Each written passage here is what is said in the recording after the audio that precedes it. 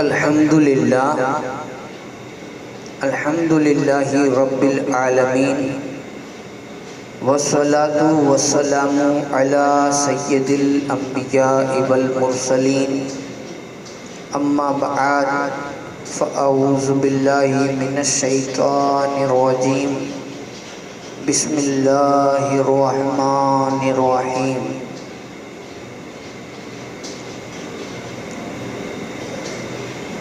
وَلَا تَقُولُوا لِمَنْ يُقْتَلُوا فِي سَبِيلِ اللَّهِ أَمْوَاتٌ بَلْ أَحْيَاءٌ وَلَكِنْ لَا تَشْعُرُونَ صدق اللہ مولانا العظیم وبلغنا رسولہ النبی الامین المکین الکریم ونحن علی ذلک من الشاہدین والشاکرین والذاکرین والحمد للہ رب العالمین۔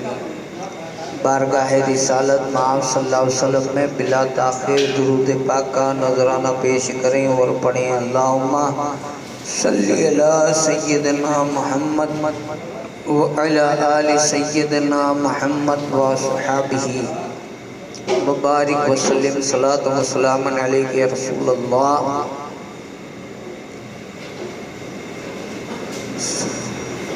سبحان ربک رب العزت عما یصفون وسلام علی المرسلین والحمد للہ رب العالمین۔ وَلَا تَقُولُوا لِمَنْ يُقْتَلُوا فِي سَبِيلِ اللَّهِ أَمْوَاتٌ بَلْ أَحْيَاءٌ وَلَكِنْ لَا تَشْعُرُونَ۔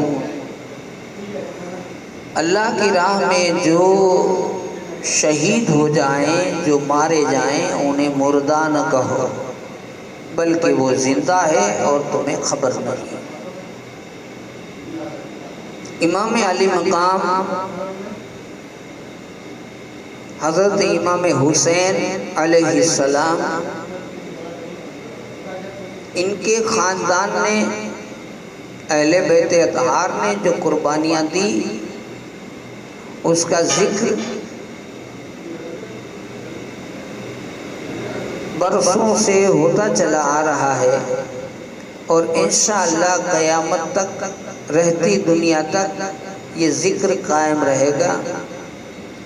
آپ نے اور ہم نے، جیسا کہ کل حضرت سیدنا مسلم بن عقیل امام حسین کے بھائی، چچا زاد بھائی، ان کی شہادت اور امام حسین کے لیے ان کی محبت، دین کے لیے ان کی محبت، یہ آپ نے اور ہم نے سنی۔ آپ سب جانتے ہیں امام مسلم کوفہ میں اکیلے نہیں تھے، ان کے ساتھ ان کے دو ننھے شہزادے بھی تھے، چھوٹی عمر کے بچے تھے، محمد اور ابراہیم۔ ان کو انہوں نے قاضی صاحب کے گھر پہ رکھا تھا، جو قاضی تھے ان کے گھر پہ رکھا تھا۔ ابن زیاد کو معلوم ہوا جب کہ امام مسلم کے ساتھ میں ان کے دو بچے بھی تھے، تو اس نے پورے شہر میں اعلان کروا دیا کہ جو شخص بھی مسلم کے بچوں کو چھپائے گا اسے سخت سزا دی جائے گی، اور جو ان کو ہمارے پاس لائے گا انہیں انعام دیا جائے گا۔ ابن زیاد کے جو یہ اعلان ہوا تو یہ سن کر کے قاضی صاحب ڈر گئے، گھبرا گئے، تو انہوں نے سامان سفر، زاد راہ تیار کروائے کہ اب میں جلدی سے بچوں کو روانہ کرتا ہوں، نہیں تو کہیں ایسا نہ ہو جائے کہ یہ دونوں ننھے پھول ان یزیدیوں کے ہاتھ میں آ جائیں گے تو ان کو بھی یہ قتل کر دیں گے۔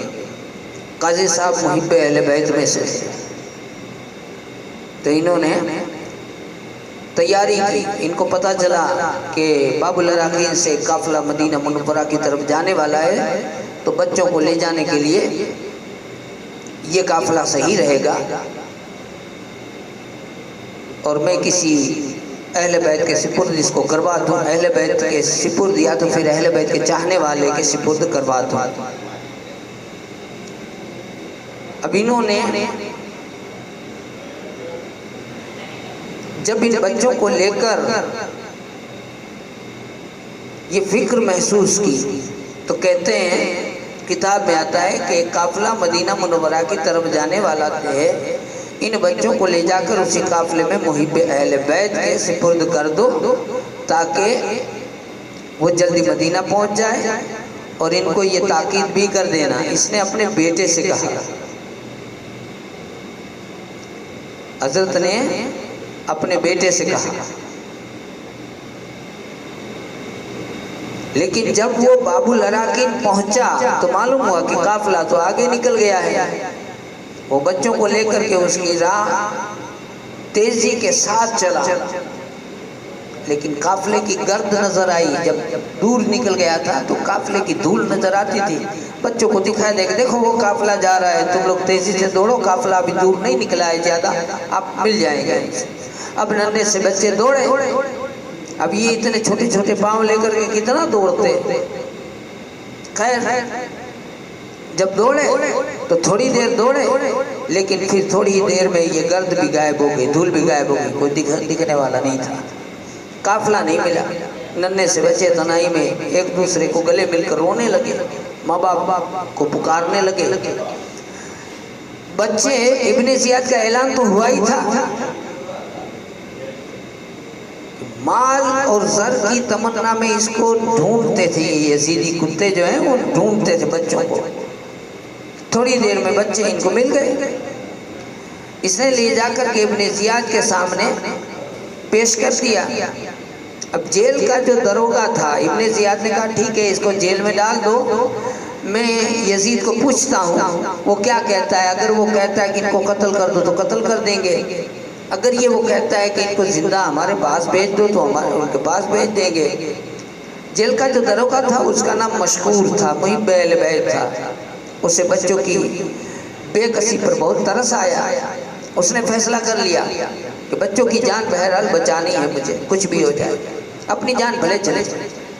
چنانچہ اس نے رات میں اندھیرے میں بچوں کو جیل سے نکالا اور اپنے گھر لایا، کھانا کھلایا، اپنی انگوٹھی بطور نشانی ان کو دی اور کہا ڈرو نہیں، میں مشکور ہوں، میں محب اہل بیت ہوں، میں آپ کے خاندان کا آپ کا غلام ہوں، مجھ سے ڈرے نہیں، شکر گزار ہوں آپ کا اور اللہ کا کہ اللہ نے مجھے مہمان نوازی کا یہ موقع دیا، آپ ڈرے نہیں۔ ان کو انگوٹھی دی اور کہا کہ قادسیہ پہنچ جانا، وہاں کوتوال سے ملنا، ہماری انگوٹھی دکھانا، سارے حالات بتانا، وہ ہمارا بھائی ہے، تم لوگوں کو حفاظت کے ساتھ مدینہ پہنچا دے گا۔ اب دونوں بچے قادسیہ کی راہ چل پڑے، مگر کیوں؟ اس لیے کہ اللہ نے تقدیر جو لکھی تھی ان بچوں کے حق میں بھی شہادت تھی۔ خیر اب یہ تھوڑی دیر چلے تو قادسیہ کا راستہ تھا، ننھا سا کلیجہ خوف سے دل دہل گیا، کہیں پھر کوئی پکڑ نہ لے، ابن زیاد کے پاس کہیں پہنچا نہ دے۔ ایک کھوکھلا سا درخت تھا، یہ چل چل کے تھک گئے تھے، کہ روایتوں میں تو الگ الگ باتیں آتی ہے کہ رات بھر چلے، صبح دیکھا تو وہی کے وہی تھے، پھر ایک درخت ملا، اس درخت کے اندر کھو تھی، ایک کھوکھلا، دو اس کے اندر چلے گئے، چھپ گئے، صبح ہو گئی۔ قریب میں ایک روایت میں آتا ہے کہ پانی تھا تو وضو کیا، دونوں بچے نے نماز بھی پڑھی فجر، اور بچوں نے اس کھوہ میں پناہ لے لی، وہ جو کھوکھلا درخت تھا اس کے اندر پناہ لے لی۔ اب اس جگہ پر کہتے ہیں اس جگہ پر جب درخت کی آڑ میں بیٹھ گئے تھے تو تھوڑی دیر کے بعد ایک لونڈی پانی بھرنے کے لیے آئی، اور جب ان بچوں کو دیکھا کہ سہمے ہوئے بیٹھے تھے تو قریب آئی، نورانی چہرے دیکھے، اہل بیت کی شان جھلک رہی تھی، شہزادوں جیسے لگ رہے تھے۔ پوچھا شہزادوں تم لوگ کون ہو اور یہاں کیسے چھپے بیٹھے ہو؟ انہوں نے کہا کہ ہم دونوں یتیم و بے کس ہیں، راہ بھٹکے ہوئے ہیں، مصیبت زدہ مسافر ہیں۔ لونڈی نے کہا تمہارے باپ کا نام کیا ہے؟ باپ کا نام سنتے ہی دونوں بچے تڑپ اٹھے، رونے لگے۔ دونوں کی آنکھوں سے آنسو جاری ہو گئے۔ انہوں نے کہا کہ غالباً ہو نہ ہو تم مسلم بن عقیل کے بیٹے ہو۔ اب وہ پھوٹ پھوٹ کر رونے لگے جب باپ کا نام سنا تو۔ اس نے کہا غم نہ کر، میں اس بی بی کی لونڈی ہوں جو محب اہل بیت ہے، اہل بیت پر جان نچھاور کر دیا، چلو اس کے پاس چلتے لے چلتے، دونوں صاحبزادے اس کے ساتھ ہو لی۔ لونڈی اپنی مالکہ کے پاس گئی، واقعہ بیان کیا، صاحبزادے کی تصریف آوری کے بارے میں سنا ہے کہ میں دونوں بچوں کو لے آئی ہوں، نیک بی بی تھی۔ اس نے خاتون کو اجازت دے دی، کہا کہ تجھے میں نے آزاد کیا، خوشی کے مارے۔ اہل بیت کے چاہنے والے ہر دور میں رہے، ہر طرح تسلی دیتے رہے بچوں کو، اور ان کو پوشیدہ رکھنے کی بات کی کہ ان کو چھپائے رکھنا۔ اس کا شوہر تھا حارث نام تھا، بڑا بدبخت تھا، کہ اس سے نہیں بتانا۔ اب ادھر ابن زیاد جو تھا، اس کو معلوم ہوا کہ مشکور نے تو دروغہ جیل نے اس کو بچوں کو رہا کر دیا ہے، بچے تو بھاگ گئے ہیں۔ اس نے مشکور کو بلے پوچھا، تم نے مسلم کے بچوں کو کیا کیا؟ انہوں نے کہا کہ میں نے اللہ اور رسول کی رضا کے لیے، خوشنودی کے لیے میں نے ان کو رہا کر دیا۔ ابن زیاد نے کہا کہ تو مجھ سے ڈر نہیں لگا تجھے؟ انہوں نے کہا کہ جو اللہ سے ڈرتا ہے وہ کسی اور سے نہیں ڈرتا۔ ابن زیاد نے کہا کہ تجھے ان بچوں کو رہا کرنے سے کیا ملا؟ انہوں نے کہا کہ مجھے امید ہے کہ ان کو رہا کرنے میں، آزاد کرنے کے سبب حضور پاک صلی اللہ علیہ وسلم میری قیامت کی شفاعت کریں گے۔ ہاں البتہ تم مسلم بن عقیل کے شہید کرنے کے سبب اس نعمت سے محروم رہو گے، تمہیں شفاعت نہیں ملے گی۔ ابن زیاد نے جب جواب سنا تو غضبناک ہو گیا، اس نے کہا کہ میں ابھی تجھے سخت سزا دیتا ہوں۔ انہوں نے کہا کہ ایک نہیں، مشکور کی اگر 1000 جان ہو تو سب اہل بیت پر قربان ہے۔ ابن زیاد نے جلاد سے کہا کہ اتنے کوڑے مارو کہ یہ مر جائے، اب پھر اس کا سر تن سے جدا کر کے اسے ختم کر ڈالو۔ اب جلاد نے جب کوڑے مارنا شروع کیے تو مشکور نے پہلے کوڑے میں کہا بسم اللہ الرحمن الرحیم، دوسرے کوڑے پر کہا الہ العالمین مجھے صبر عطا فرما، تیسرے کوڑے پر کہا کہ الہی مجھے بخش دے، چوتھے کوڑے پر کہا الہ العالمین مجھے اہل بیت نبوت کی محبت میں یہ سزا مل رہی ہے، پانچویں کوڑے پر کہا الہ العالمین مجھے اپنے اور اپنے رسول اور ان اہل بیت اطہار کے پاس پہنچا دے۔ پھر اس کے بعد میں وہ خاموش ہو گئے۔ جلاد نے اپنا کام تمام کیا اور ان کا سر تن سے جدا کر دیا۔ انا للہ و انا الیہ راجعون۔ اس طرح سے ایک اور اہل بیت کا محب رسول کی بارگاہ کے لیے، رسول کی اولاد کے لیے قربان ہو گیا۔ ادھر وہ نیک بی بی جو اپنے بچوں کی خدمت میں لگی تھی دن بھر، وہ طرح طرح سے ان کی دلجوئی کرتی رہی، رات کو کھانا بھی کھلایا، الگ کمرے میں بھی سلایا اور چھپا کر رکھا تھا۔ حارث رات کو آیا، کمینہ شرابی تھا، شراب کے نشے میں رات کو آیا، آ کر کے اس نے کہا کھانا دو۔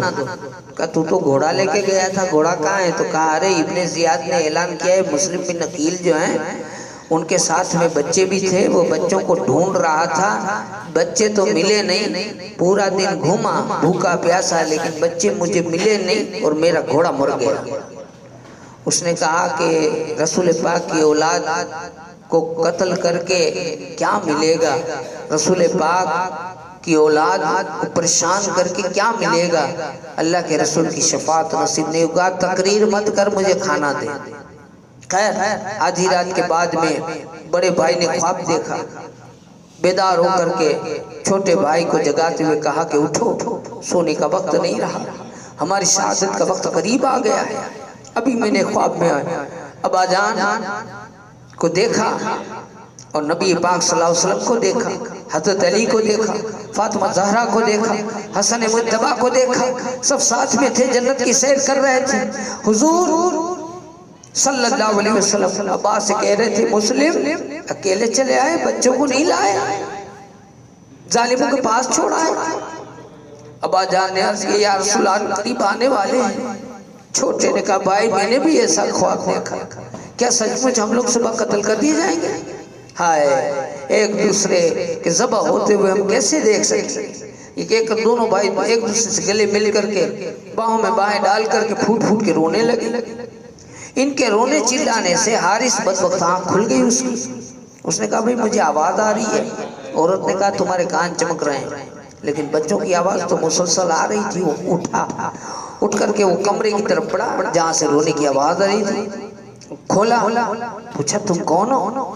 اب یہ بچے تو بیچارے کیا جانتے نہیں تھے، ایسا سمجھتے تھے کہ ہم تو صحیح سلامت گھر میں. کہہ دیا ہم مسلم بن عقیل کے بچے. ظالم نے جیسے ہی سنا کہ مسلم بن عقیل کے بچے ہیں تو غصے سے بے قابو ہو گیا اور بے قابو ہو کر کے انہوں دیش میں آ کر مارنے لگا. اب وہ بڑھیا بیچاری آئی اور ان کو چھڑانا چاہا عورت نے اس کی، تو اس کو بھی دھکا مارا تو دیوار سے جا کر کے ٹکرا گئی. اس نے بے تحاشا تھپڑ مارنے شروع کیے، دونوں کے بال پیچھے سے باندھ دیے، مشکیں باندھ دی اور کمرے میں ڈال کر کے اوپر کمرہ بند کر دیا. صبح ہوتے ہی ظالم نے تلوار اٹھائی، زہر میں بجھا ہوا خنجر سنبھالا اور خونخوار بھیڑیے کی طرح کوٹری کی طرف بڑھا. نیک بخت بیوی دوڑی، پیچھے کی طرف سے دوڑ کر کے کمر پکڑ لی. حارث نے اتنی زور سے جھٹکا دیا کہ سر ایک دیوار میں ٹکرایا، وہ بے ہوش ہو کے گر گئی. اب وہ کوٹری میں داخل ہوا، ننگی تلوار چمکاتا ہوا خنجر دیکھ کر کے یہ دونوں بھائی کانپنے لگے. بدبخت نے آگے بڑھ کر کے دونوں بھائیوں کی زلفیں پکڑی اور گھسیٹتے ہوئے باہر لے آیا اور اس نے خنجر پر بٹھا دیا. اور بچوں کو لے کر ایک روایت میں آتا ہے کہ اس کی باندھی بھی بچانے آئی، اس کا بیٹا بچانے آیا، رضائی بھائی بچانے آیا، ایک روایت میں یہ بھی ہے. تو بہرحال کہ اس کو بچانے کے لیے آئے، مگر کسی کی طرف وہ کب دیکھتا تھا، شیطان تو سوار تھا پوری طرح سے اس کے اوپر. ظالم نے بیوی پر وار کر دیا اور زخمی ہو کر وہ گر پڑی. بچہ یہ منظر دیکھ کر سہم گئے. اب بدبخت نے اپنی خون آلودہ تلوار لے کر کے بچوں کی طرف بڑھا. چھوٹے بھائی پر وار کرنا چاہا تھا، بڑے بھائی کی چیخ پھوٹ گئی. کہا نہیں، میں اپنی آنکھوں سے چھوٹے بھائی کو قتل ہوتے ہوئے نہیں دیکھ سکتا، پہلے تم مجھے مارو، پہلے میرا سر قلم کرو، میں نہیں دیکھ سکتا، میں اپنے بھائی کی طرف کی لاش نہیں دیکھ سکوں گا.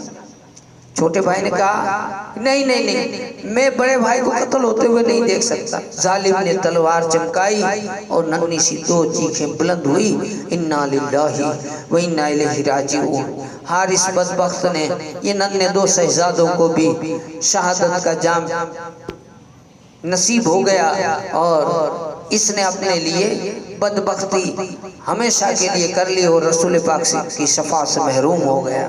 حارث بدبخت نے جب ان بچوں کو شہید کر دیا تو ان کی لاشوں کو دریائے فرات میں پھینک دیا اور سروں کو تومڑے میں لایا، لے کر کے گھوڑے میں لے کر کے وہ چلا گیا.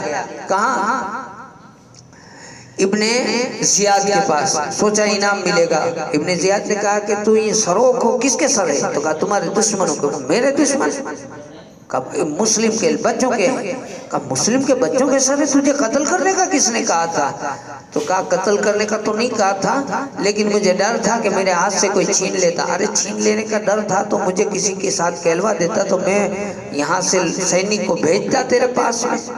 تو کہا اب کیا کریں، جو ہوا سو ہو گیا. کہا ٹھہر، اگر یزید نے مجھے کہا کہ زندہ بھیج دو تو میں کہاں سے لاؤں گا بچے، ابھی تجھے سجا دیتا ہوں. وہاں ایک مقاتل نام کا آدمی موجود تھا اس وقت میں. اس نے مقاتل نام کا جو آدمی موجود تھا اس نے کہا کہ اس کو سزا میں دوں گا، میرے حوالے کر دوں. پھر اس کے بعد میں ابن زیاد نے کہا کہ اس کو اتنی سزا دو کہ یہ کانپ اٹھے، اس کی روح کانپ اٹھے اور پھر اس کا قتل کر دو. اور یہ محب اہل بیت تھا، چھپ کر کے رسول پاک کا اہل بیت کا چاہنے والا تھا. اس نے ایسا دردناک اس کو سزا دی، تڑپا تڑپا کے مارا، پھر اس کا کام تمام کر دیا، پھر نار جہنم کر دیا. درود پاک پڑھیں اللہم صلی علی سیدنا محمد وعلی آل سیدنا محمد وصحابہ وبارک وسلم. صلاۃ و سلام علیکہ یا سیدی یا حبیبی یا رسول اللہ صلی اللہ تعالی علیہ وسلم. اس طرف حضرت امام حسین اتفاق یہ ہوا کہ جس دن امام مسلم کی شہادت ہوئی وہاں سے امام حسین مکے سے روانہ ہوئے. جب مکے سے روانہ ہوئے ہیں تو آپ کو اجلہ صحابہ کرام یعنی بڑے بڑے صحابہ نے روکا. بڑے بڑے صحابہ نے روکا کہ آپ رک جائیے، مگر لاکھ سمجھانے کے باوجود، لاکھ منانے کے باوجود امام حسین نہیں رکے، اپنے قافلے کے ساتھ میں، اہل بیت کے ساتھ میں مکہ مکرمہ سے آپ روانہ ہو گئے۔ راستے میں حضرت عبداللہ نے روکنا چاہا لیکن پھر بھی آپ نہیں روکے۔ اس کے بعد میں جب آگے بڑھے تو کہتے ہیں کہ ایک شاعر ملا، اس کے ساتھ جب بات کی تو پتہ چلتا ہے کہ اس نے پوچھا کہ حج کا مہینہ ہے، 3 تاریخ تھی حج کے مہینے کی جب روانہ ہوئے وہاں سے رستے میں، تو کہتے ہیں کہ آپ کیوں نکل گئے، حج کر کے جانا تھا؟ تو امام حسین نے جو جواب دیا ہے اس سے پتہ چلتا ہے کہ مکہ سے کیوں نکل گئے۔ آپ نے فرمایا کہ میں اگر وہاں رک جاتا نا تو بھی میں شہید تو کر دیا، تو بھی میں گرفتار کر لیا جاتا، اگر میں رک جاتا تو مجھے گرفتار کر لیتے۔ اللہ اکبر، اب سمجھ میں آ گیا کہ آپ کیوں نکل گئے۔ خیر، آپ آگے بڑھتے ہیں تو قیس سے ملاقات ہوتی ہے، اسے آپ پیغام دے کر کے بھیجتے ہیں کہ وہاں جاؤ اور کوفہ میں ہمارے یہ پیغام کو۔ رستے میں سب جگہ ناکہ بندی کی ہوئی تھی ابن زیاد کی، تو کوتوال نے ان کو پکڑ لیا اور خط بھی پکڑ لیا، ابن زیاد کے پاس بھیجا۔ ابن زیاد کے پاس بھیجا، ابن زیاد نے کہا ایک کام کرو، اب تم چھت پر چڑھو، دارالعمارت کی چھت پر چڑھ کر کے مولا حسین کو، مولا علی کو، پنجتن کو برا بھلا کہو، ان کو گالیاں دو، جاؤ۔ اس نے کہا ٹھیک ہے، چڑھ گیا اوپر چڑھ کر کے کہنے لگا اے لوگوں سنو، امام حسین میرے آقا، میرے مولا، وہ آپ کے پاس تشریف لا رہے ہیں، آپ لوگ بزدلی نہ دکھاؤ، ان کا ساتھ دو۔ روئے زمین پر اس وقت حسین سے بڑھ کر کوئی نہیں، روئے زمین پر مولا علی جیسا کوئی نہیں، پوری روئے زمین پر ماں فاطمہ جیسا کوئی نہیں۔ یہ تعریفیں کی اور ابن زیاد کو، یزید کو گالیاں دی۔ ابن زیاد نے آگ کو بلا ہو کر حکم دیا کہ اس کو چھت سے دھکا دے دو اسے۔ اس طرح سے حضرت قیس کو چھت پر سے دھکا دے دیا گیا اور وہ شہید ہو گئے۔ انا للہ و انا الیہ راجعون۔ اس کے بعد آگے بڑھتے ہیں، حضرت زہیر کی ملاقات ہوتی ہے۔ زہیر ایک وہ شخص ہے جو حج کر کے واپسی میں تمبو باندھے بیٹھے تھے بیوی کے ساتھ، امام حسین نے بلاوا بھیجا کہ ان کو بلاؤ، وہ گئے، پہلے تو جاتے نہیں تھے، پھر جب گئے کہ اللہ کے رسول کے اولاد بلا رہے ہیں آپ نہیں جاتے، گئے تھوڑی دیر میں آئے، خوشی خوشی مسکراتے ہوئے آئے کہ چلو چلو جلدی سے سب سامان سمیٹو، خیمہ اکھاڑ دیا، سب سامان پیک کر دیا، بیوی کو کہا تجھے طلاق، جاؤ گھر جاؤ، خوشی سے رہو، اب جس کو تم سارے غلاموں کو سب کو آزاد کرتا ہوں، جاؤ۔ اب میں امام حسین کے ساتھ، یہ کیا ہوا، تھوڑی دیر میں گئے آئے، اتنی خوشی، مجھے طلاق، کیا بات ہے؟ کہا کہ ایک جنگ میں گیا تھا صحابہ کے ساتھ میں، تو مجھے اس وقت میں جنگ جیتے تھے ہم، تو ہمیں خبر ملی تھی، ہمیں خبر دی تھی کہ آج جنگ جیت گئے تو کتنی خوشی ہو رہی ہے۔ تو کہا بہت خوشی ہو رہی ہے، کہا اس سے بھی زیادہ خوشی تمہیں اس دن ہوگی جب رسول پاک کا یہ لاڈلا حسین کربلا جائے گا اور تم اس کا ساتھ دو گے، اس سے بھی زیادہ خوشی ہوگی۔ بس وہ آج دن آ گیا، میں ان کے ساتھ جا رہا ہوں۔ خیر، تو ظاہر ان کے ساتھ ہو لیے، پھر آگے گئے تو شہادت امام مسلم کی خبر ملی۔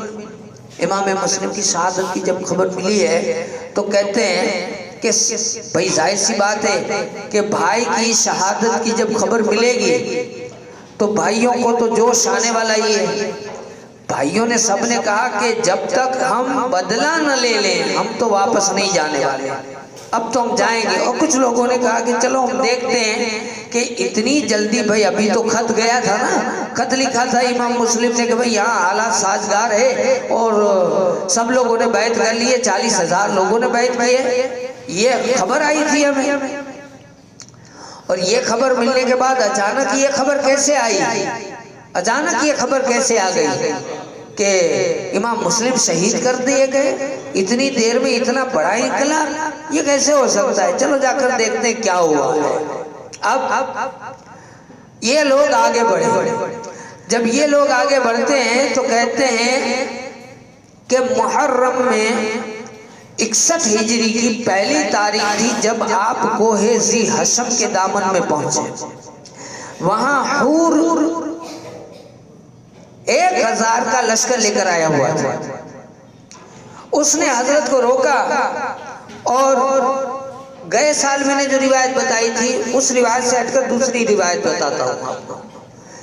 حور نے روکا اور حور کے ساتھ بات چیت ہوئی. حور نے پوچھا حضرت آپ کیوں آئے ہیں؟ تو حضرت نے پوری بات بتائی کہ دیکھو ہم لوگ تو آرام سے تھے مدینے میں، یزید نے بیعت کے لیے ہم سے چھپ کر کے جبرن بیعت لینا چاہا، ہم وہاں سے مکے چلے گئے.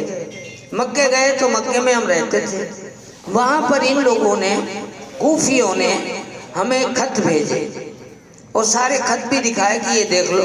خط کے تھیلے منگوائے. آپ کو تھیلا بھرنا ہو خط کا تو 7 خط میں تھیلا بھریں گے کہ جبلہ بھریں گے؟ جبلہ ہوگا نا. 7 خط میں تو جبلہ بھرے، تھیلا تھوڑا ہی بھرے. لیکن بہت سارے خط ہوں، ہزاروں خط ہوں تو پھر تھیلے کی ضرورت پڑے، ہے نا. تو کتاب میں تھیلے لکھا ہے. اب ہم مان لینا کہ 150 خط نہیں ہوں گے، وہ 700، کسی نے لکھا ہے 1200 خط لکھے تھے. بلایا تھا امام حسین کو اپنی زبان میں جسے کہتے ہیں ڈوٹے بنے تھے. امام حسین کو انہوں نے خوب جان مال لٹانے کے وعدے کیے تھے. خیر حور نے جب یہ ساری باتیں جانی تو پہلے وہ دوسری روایت کے مطابق تو یوں ہے کہ حور کے ساتھ بحث ہوتی ہے. حور نے ان کے پیچھے نماز بھی پڑھی ہے کیونکہ 4-5 دن گزر گئے تھے، 6 دن کے آس پاس. حور کے ساتھ بحث چلتی رہی، اس میں بیچ میں لشکر آتا رہا، اس میں تھوڑا آگے بھی چلتے رہے، ایسا چلتا رہا. شروعات ہوئی کہ جب گھوڑے سوار آئے ہیں تو بھئی پانی بھی تو چاہیے سفر سے. تو انہوں نے امام حسین سے کہا کہ ہمارے گھوڑے پیاسے ہیں، ہمارے آدمی پیاسے ہیں، پانی ہے تو کہاں ہے؟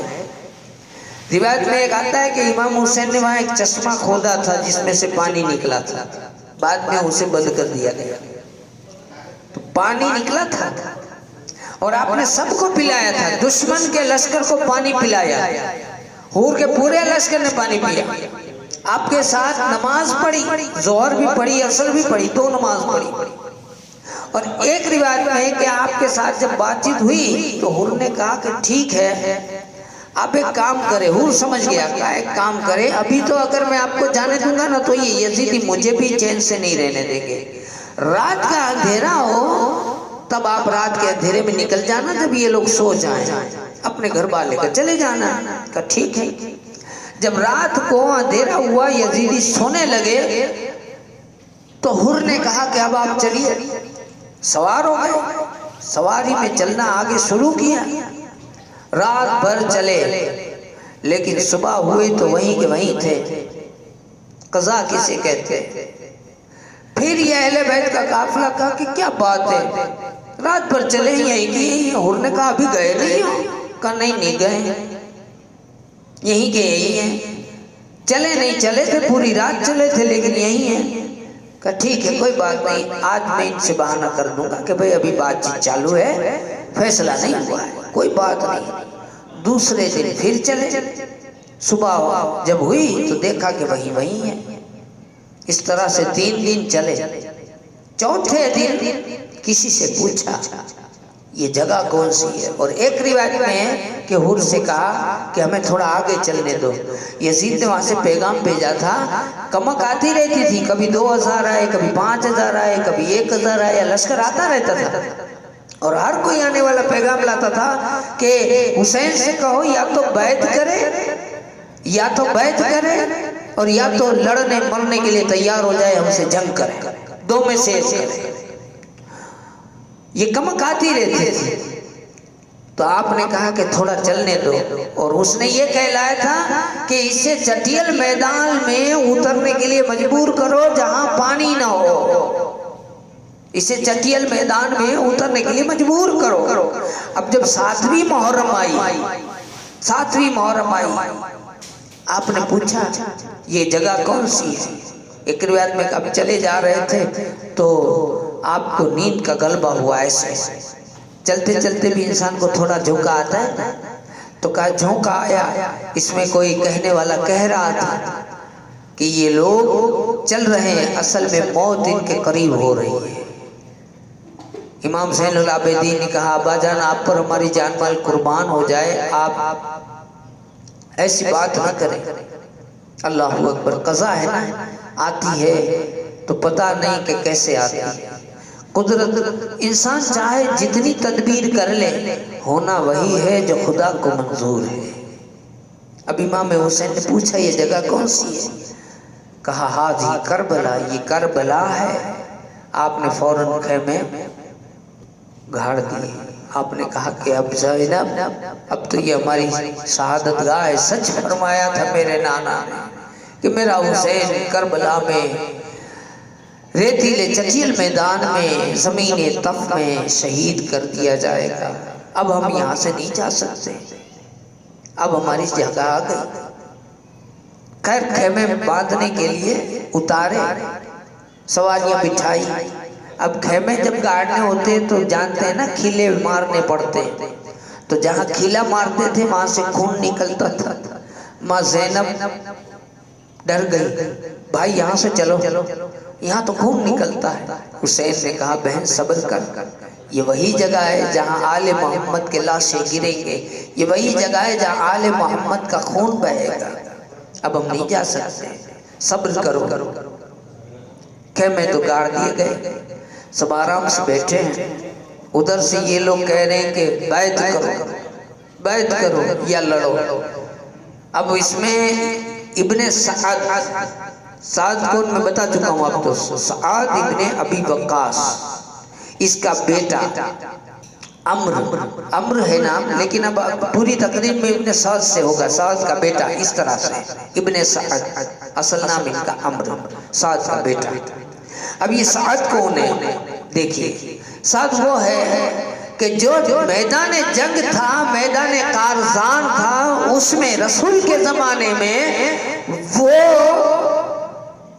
تیر سامنے سے آتے اور سعد آگے کھڑے رہتے، اپنی چھاتی پر تیر لیتے، حضور پیچھے ہوتے.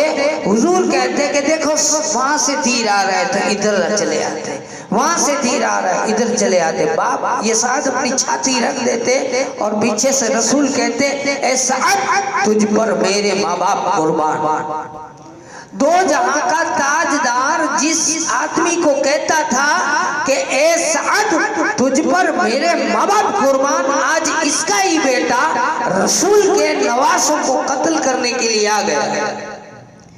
یہ ہدایت کسی کے گھر کی نہیں، نہ جانے اللہ کس کو کب ہدایت دے. اللہ کا کام ہے نیک کے گھر بد اور بد کے گھر نیک پیدا کرے، یہ اللہ ہے. خیر ابن سعد اس کو حکومت کی لالچ دے کر کے، حکومت کی لالچ دے کر کے اس کو امام حسین کے پاس بھیجا ان سے لڑنے کے لیے. جانتا تھا وہ حسین کون ہے، اس لیے کافی ٹال مٹول کیا. اس نے کہا میں نہیں جاؤں گا. تو کہا کوئی بات نہیں، رے کی گورنری سے ہاتھ دھو لو، تمہیں وہاں سے برخاست کر دیا جاتا ہے، حکومت نہیں ملے گی. بادشاہی ملنے والی تھی. اس نے سوچا چلا آیا شیطان کے دھوکے میں. آ کر کے امام حسین سے ملا. امام حسین سے ساری بات جانی. کہا کہ سارے لوگ کہہ رہے ہیں کہ بیعت کرو یا پھر لڑو. امام حسین نے کہا کہ آج رات کو مجھے تم سے خاص کام ہے، بیٹھو.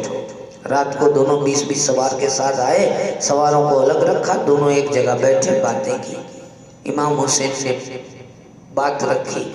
امام حسین نے کہا کہ ایک کام کرو، میں 3 باتیں کہتا ہوں، کوئی ایک بات مان لو. کہا کیا؟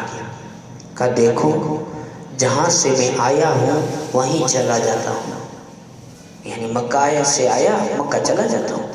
عبادت کروں گا، اللہ اللہ کروں گا، وہیں رہوں گا، چھوڑ. اور اگر ایسا نہیں کرنا ہے تو ایک کام کروں گا، مکہ نہیں، اسلامی کسی جگہ نہیں، مجھے کسی ایسے گاؤں میں بھیج دو جہاں مسلمان ہی نہ ہو. میں وہاں جا کر کے اسلام کی تبلیغ کروں گا اور اللہ رسول کی یاد میں دن بتا دوں گا، اسلام کی تبلیغ کروں گا، لوگوں کو مسلمان بناؤں گا، پوری زندگی وہاں بتا دوں گا. اور یا تو چٹیل میدان کی طرف کسی بھی جگہ میں اپنی زندگی بسر کر لوں گا. اور اگر ایسا بھی نہیں کرنا ہے تو ایک کام کرو، मुझे सीधा यजीद के पास ले चलो, मैं जाता हूँ, तुम भी मेरे साथ चलो। जैसे मेरे भाई हसन और अमीर माविया ने बैठ के बातें कर ली थी, मैं भी यजीद से मिलकर बात कर लेता हूँ, क्या बात है, हम मशवरा कर लेते हैं, चलो। इसने सोचा कि यह तो बड़ी अच्छी बात है, इमाम हुसैन तो लड़ना चाहते ही नहीं है, ये तो गलत बात है, लड़ने तो नहीं आए। और हकीकत में लड़ने नहीं गए थे। जो लड़ने जाता है वो कोई बच्चों को, दूध पीते बच्चों को, औरतों को साथ में लेके नहीं जाता। इमाम हुसैन बच्चों को सबको साथ में लेके निकले हैं। खैर, इसने इब्ने ज़ियाद को खत लिख के भेजा। वहाँ शिम्र लईन मौजूद था, सनान खोली ये सब थे। उसने इब्ने ज़ियाद ने कहा कि ये तो अच्छी बात है। तो शिम्र ने कहा क्या अच्छी बात है, कुछ अच्छा नहीं है, आपकी जमीन पर उतरे हैं, अगर वो आपकी बात नहीं मानते तो तुम्हारी नामोशी हुई। समाधान हो रहा था, उससे नहीं होने दिया, जो हो रहा था उसे बिगाड़ा। नहीं तो हमारा वट क्या, अपना वट न रहे तो हवे तो ये मजा चखे, ये तो बैत करे या तो कत्ल होए, दो में से एक। और मैंने तो सुना है कि इब्ने साद रात भर उसके साथ बैठ करके चापलूसी करता है, मशवरे करता है, बातें करता रहता है। इब्ने ज़ियाद का मगज फिर गया। इब्ने ज़ियाद ने लिखा कि मैंने कोई तुमको मशवरा देने के लिए नहीं भेजा है, वहाँ सलाह करने के लिए, मशवरा करने के लिए नहीं भेजा है। तुम एक ही काम करो, या तो बैठ करवाओ या तो उनका सर काट दो, इनको सबको कत्ल कर दो। मैं फौज भेज रहा हूँ साथ में और शिमर को भी भेज रहा हूँ, अगर तुमसे नहीं होता तो शिमर के हवाले लश्कर कर दो। और शिमर को मुँह जबानी कह दिया कि अगर वो न माने तो उसको कत्ल कर देना। शिमर आया पूरी फौज को लेकर के। शिमर ने खत दिया तो समझ गया इब्ने साद कि तेरी अल्लाह तुझको गारत करे, तूने ये क्या किया। अच्छी खासी सुलह हो रही थी, मुसलमानों की खून से सब बच जाते, यकीनन तूने ये सब बात बिगाड़ दी। उसने कहा लश्कर हवाले करते हो कि क्या करते हो। उसने कहा कि खुदा जानता है मैं ऐसी जंग करूंगा कि दुनिया तारीख याद रखेगी। उसने हमला बोल दिया। अब इस तरफ में इमाम हुसैन उस वक्त में खेमा गाड़ के खेमे के बाहर बैठे हुए थे, खेमे के बाहर बैठे हुए थे इमाम हुसैन, और माँ ज़ैनब वगैरह औरतें वगैरह सब अंदर थी, औरतें वगैरह सब अंदर थी। तो वो जो बैठे थे ना, वो नक्शा में बताऊं आपको कि जैसे आपने हाथ में अपनी यूं आप लोग जैसे बैठे हैं ना, इस तरह से हाथ में यूं तलवार है, मुंडी मुठ हाथ में, और तलवार इस तरह जमीन पे है, और आप तलवार को यूं टेक लगा के बैठे। एक मंजर आप थोड़ा खींचो कि एक शख्स जो अपने बीवी बच्चों के साथ आज 3 दिन से 7वीं मुहर्रम को पानी बंद हुआ कि बिना उनको पानी क्यों। अब आप सोचिए जरा कि लश्कर की कमक धीरे धीरे बढ़ रही है, 22,000 का लश्कर हो गया। अब 22,000 का लश्कर है, ये कुल 82 है, जिसमें औरतें हैं, बच्चे हैं, ये सब भी हैं। मानकर चलिए कि 70 है, तो 70 के सामने 70 डबल कर दो तो 140, तो भी हजारों गुना ज्यादा हो गई ना, 22,000 है। तो इनको पता था कि हाशमी शेर है, इनका मुकाबला अगर पानी पी लिया तो नहीं कर पाएंगे, 22,000 भी कम पड़े। ये सबको पता था। ये अली के बेटे होंगे कैसे हैं? इमाम हुसैन उस वक्त में 56 साल के थे उस वक्त में। बाकी बच्चे जो हैं वो तो इमाम कासिम 19 साल के हैं, हजरत अली अकबर 18 साल के हैं, बाकी सब जो जवान बच्चे हैं वो ज़्यादा से ज़्यादा 30-40, बस 30 के आसपास में होंगे सब। और वो लोग तो अड़ियल पहलवान ऐसे थे, 1-1 हज़ार के बराबर पहलवान थे, खा पी कर आए थे, खाना पीना साथ में था, हथियार थे, सारी चीज़ें थी, जिराहें थी, खुर्द था, सब कुछ था, बचने बचाने के सामान थे, खाना पीना खा के टेस्ट थे, आए थे, सब था। और इधर तो 3 दिन के भूखे प्यासे थे और सफर की थकान वाले थे। परेशानियों से खाली इंसान को परेशानी भी थका देती है, दिमाग के टेंशन इंसान को थका देते हैं, ऊपर से भूख اوپر سے پیاس. یہ حالت میں امام حسین تھے اور یہ 22,000 کا لشکر اس نے حملہ کر دیا. تو اس وقت میں امام حسین یوں تلوار کی ٹیک لگائے بیٹھے تھے. وہ سوچ رہا ہوگا نبی کا نواسا. آپ ذرا منظر سامنے رکھو کہ وہ نبی کا نواسا آج تنہا ہے کہ جس کو حضور جب فاطمہ کے گھر میں سے بچوں کی رونے کی آواز آئے تو حضور دوڑ کر جاتے تھے کہ فاطمہ بچے رو رہے ہیں, کیا کرتی ہو, بچوں کو رونے نہ دو, یہ روتے ہیں تو مجھے تکلیف ہوتی ہے. دوڑ کر چلے جاتے ہیں. یہ محبت تاجدار کائنات جس کے ناز اٹھائے, جن کے جھولے جبریل جھلائے, آج وہ پریشانی میں بیٹھا ہے. امام حسین کو ماں زینب نے اٹھایا, بھائی ذرا دیکھو, آواز آ رہی ہے گھوڑوں کی ٹاپوں کی. عباس کو بھیجا, کہا جاؤ ذرا دیکھو کیا بات ہے, کیا بات ہے. تو انہوں نے کہا کہ لڑو یا بیعت کرو. کہ بھائی یہ تو یہ کہہ رہے ہیں. کہو ایک کام کرو, انہیں کہو کہ آج کی رات رہنے دو. اللہ جانتا ہے کہ مجھے تسبیح سے کیسی محبت ہے, مجھے نماز سے کیسی محبت ہے, مجھے سجدے سے کیسی محبت ہے. اسے کہو کہ آج رات رک جاؤ, صبح دیکھیں گے. یہ عاشوراء کی رات ہے. امام حسین نے واپس کر دیا, بہن زینب میں نے ابھی خواب دیکھا تھا, نانا آئے تھے, کہہ رہے تھے حسین صبر کرنا, اب تو ہمارے پاس آنے والا ہے. ہائے مصیبت. ماں زینب پکار اٹھی, کہا بہن صبر کرو, صبر کرو, کہیں ایسا نہ ہو کہ ہماری قربانی بیکار چلی جائے. نماز کا دامن نہ چھوڑو, صبر پکڑے رکھو.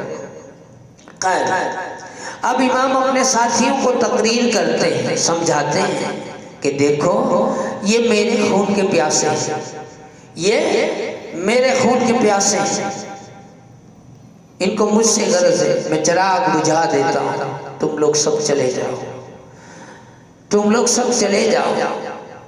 جب تم لوگ چلے جاؤ گے انہیں تم سے کوئی سروکار نہیں, تمہیں کوئی نہیں روکے گا. ہر ایک ساتھی نے, گھر والوں نے, دوستوں نے, احباب نے, گھر کی عورتوں نے, ماں شہر بانوں کو بھی کہا تھا تو ماں شہر بانوں نے بھی کہا کہ بیگانی تھی تو چلی گئی چھوڑ کر, کل مجھے کوئی تانا دے گا. امام میں آپ کو چھوڑ کر نہیں جا سکتی. ساتھی کہتے ہیں کہ آپ پر جب ہم قربان ہو جائیں اور اللہ تعالی ہمیں پوچھے کہ کیا چاہتے ہو, ہم چاہیں گے کہ مولا واپس بھیج دے, پھر حسین پر قربان ہو جائیں. ایسے ہمیں 100 بار کہے, 1000 بار کہے, ہم بار بار آپ کے اوپر نچھاور کریں گے ہماری جان, مگر جائیں گے نہیں آقا آپ کو چھوڑ کر. آپ کے بنا زندگی کس کام کی. اسی طرح سے حضرت علی کے دوسرے بیٹے ساتھ میں تھے, انہوں نے جواب دیا. حسن پاک کے دوسرے بیٹے ساتھ میں تھے, انہوں نے بھی یہی جواب دیا. ساتھیوں نے بھی یہی جواب دیا. حضرت عقیل کے دوسرے بیٹے تھے ساتھ میں, انہوں نے بھی یہی جواب دیا. آپ نے کہا کہ ٹھیک ہے, جب آپ نے یہ پکا کر ہی لیا ہے تو پھر ایک کام کرو, اب استقلال, صبر استقلال کا پہاڑ بن کر کھڑے ہو جاؤ. صبر رکھنا اور استقامت رکھنا. استقامت کہتے ہیں اڈگتا, اپنی جگہ سے پہاڑ ہلے لیکن تم نہیں ہلنا. جب رکتے ہو تو صبر والے بن جاؤ اور اللہ کی راہ میں جان فدا کر دو, دین کے لیے جان دے دو. عاشوراء کی رات آپ نے تسبیح و تہلیل میں گزار دی, سجدوں میں گزار دی. وہ سجدے کیسے میٹھے لگے ہوں گے ان کو کہ صبح پتہ ہے کہ راہ حق میں قربان ہونا ہے. وہ سجدوں کی لذت دیکھو. آپ نے سجدوں سے رات گزاری, عبادت میں رات گزاری. عاشور کی رات ختم ہوئی, 10ویں محرم کی قیامت میں صبح نمودار ہوئی. حضرت امام علی مقام نے اہل بیت اور اپنے ساتھیوں کے ہمراہ فجر کی نماز ادا کی, جس کی اذان علی اکبر نے دی, اور خوب سجدوں کے لطف اٹھائے, خوب تلاوت کی. اور 10ویں محرم کا سورج قریب نکلنے والا ہے کہ حضرت امام اور ان کے اہل بیت تمام ساتھی 3 دن کے بھوکے پیاسے، ایک لقمہ بھی حلق کے نیچے اترا نہیں ہے، ایک قطرہ پانی کسی کو میسر نہیں ہوا۔ ایسے میں ظلم و جفا کے پہاڑ توڑنے والا 22,000 کا تاجہ دم لشکر سامنے موجود ہے۔ جنگ کے نقارے بجا دیے گئے، سرکر دو عالم صلی اللہ علیہ وسلم کے لال علی اور فاطمہ کے نونہالوں کو مہمان بنا کر بلانے والی قوم نے جانوں پر کھیلنے کی دعوت دے دی۔ حضرت امام میدان کارزار میں تشریف لے آئے۔ اب یہاں سوچنے والی بات ہے کہ رات کو پوری بات ہو گئی ہے، اتنے دن سے بات چل بھی رہی ہے، اب کتنی بار سمجھا؟ امام سے میں پوچھتا ہوں کہ امام کتنی بار سمجھاؤ گے؟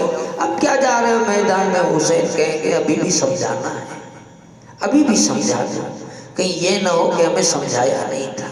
امام حسین جاتے ہیں، تقریر کرتے ہیں، کافی دیر تک سمجھاتے ہیں، خود کے بارے میں بتاتے ہیں، میں کون ہوں پہچانو، تم میں صحابہ ہیں موجود پوچھ لو، میں وہ ہوں جس کو رسول نے کہا ہے کہ جنتی جوانوں کا سردار ہوں، میں اور میرا بھائی حسن ہم جنتی جوانوں کے سردار ہیں، میری ماں جنتی عورتوں کی سردار ہے،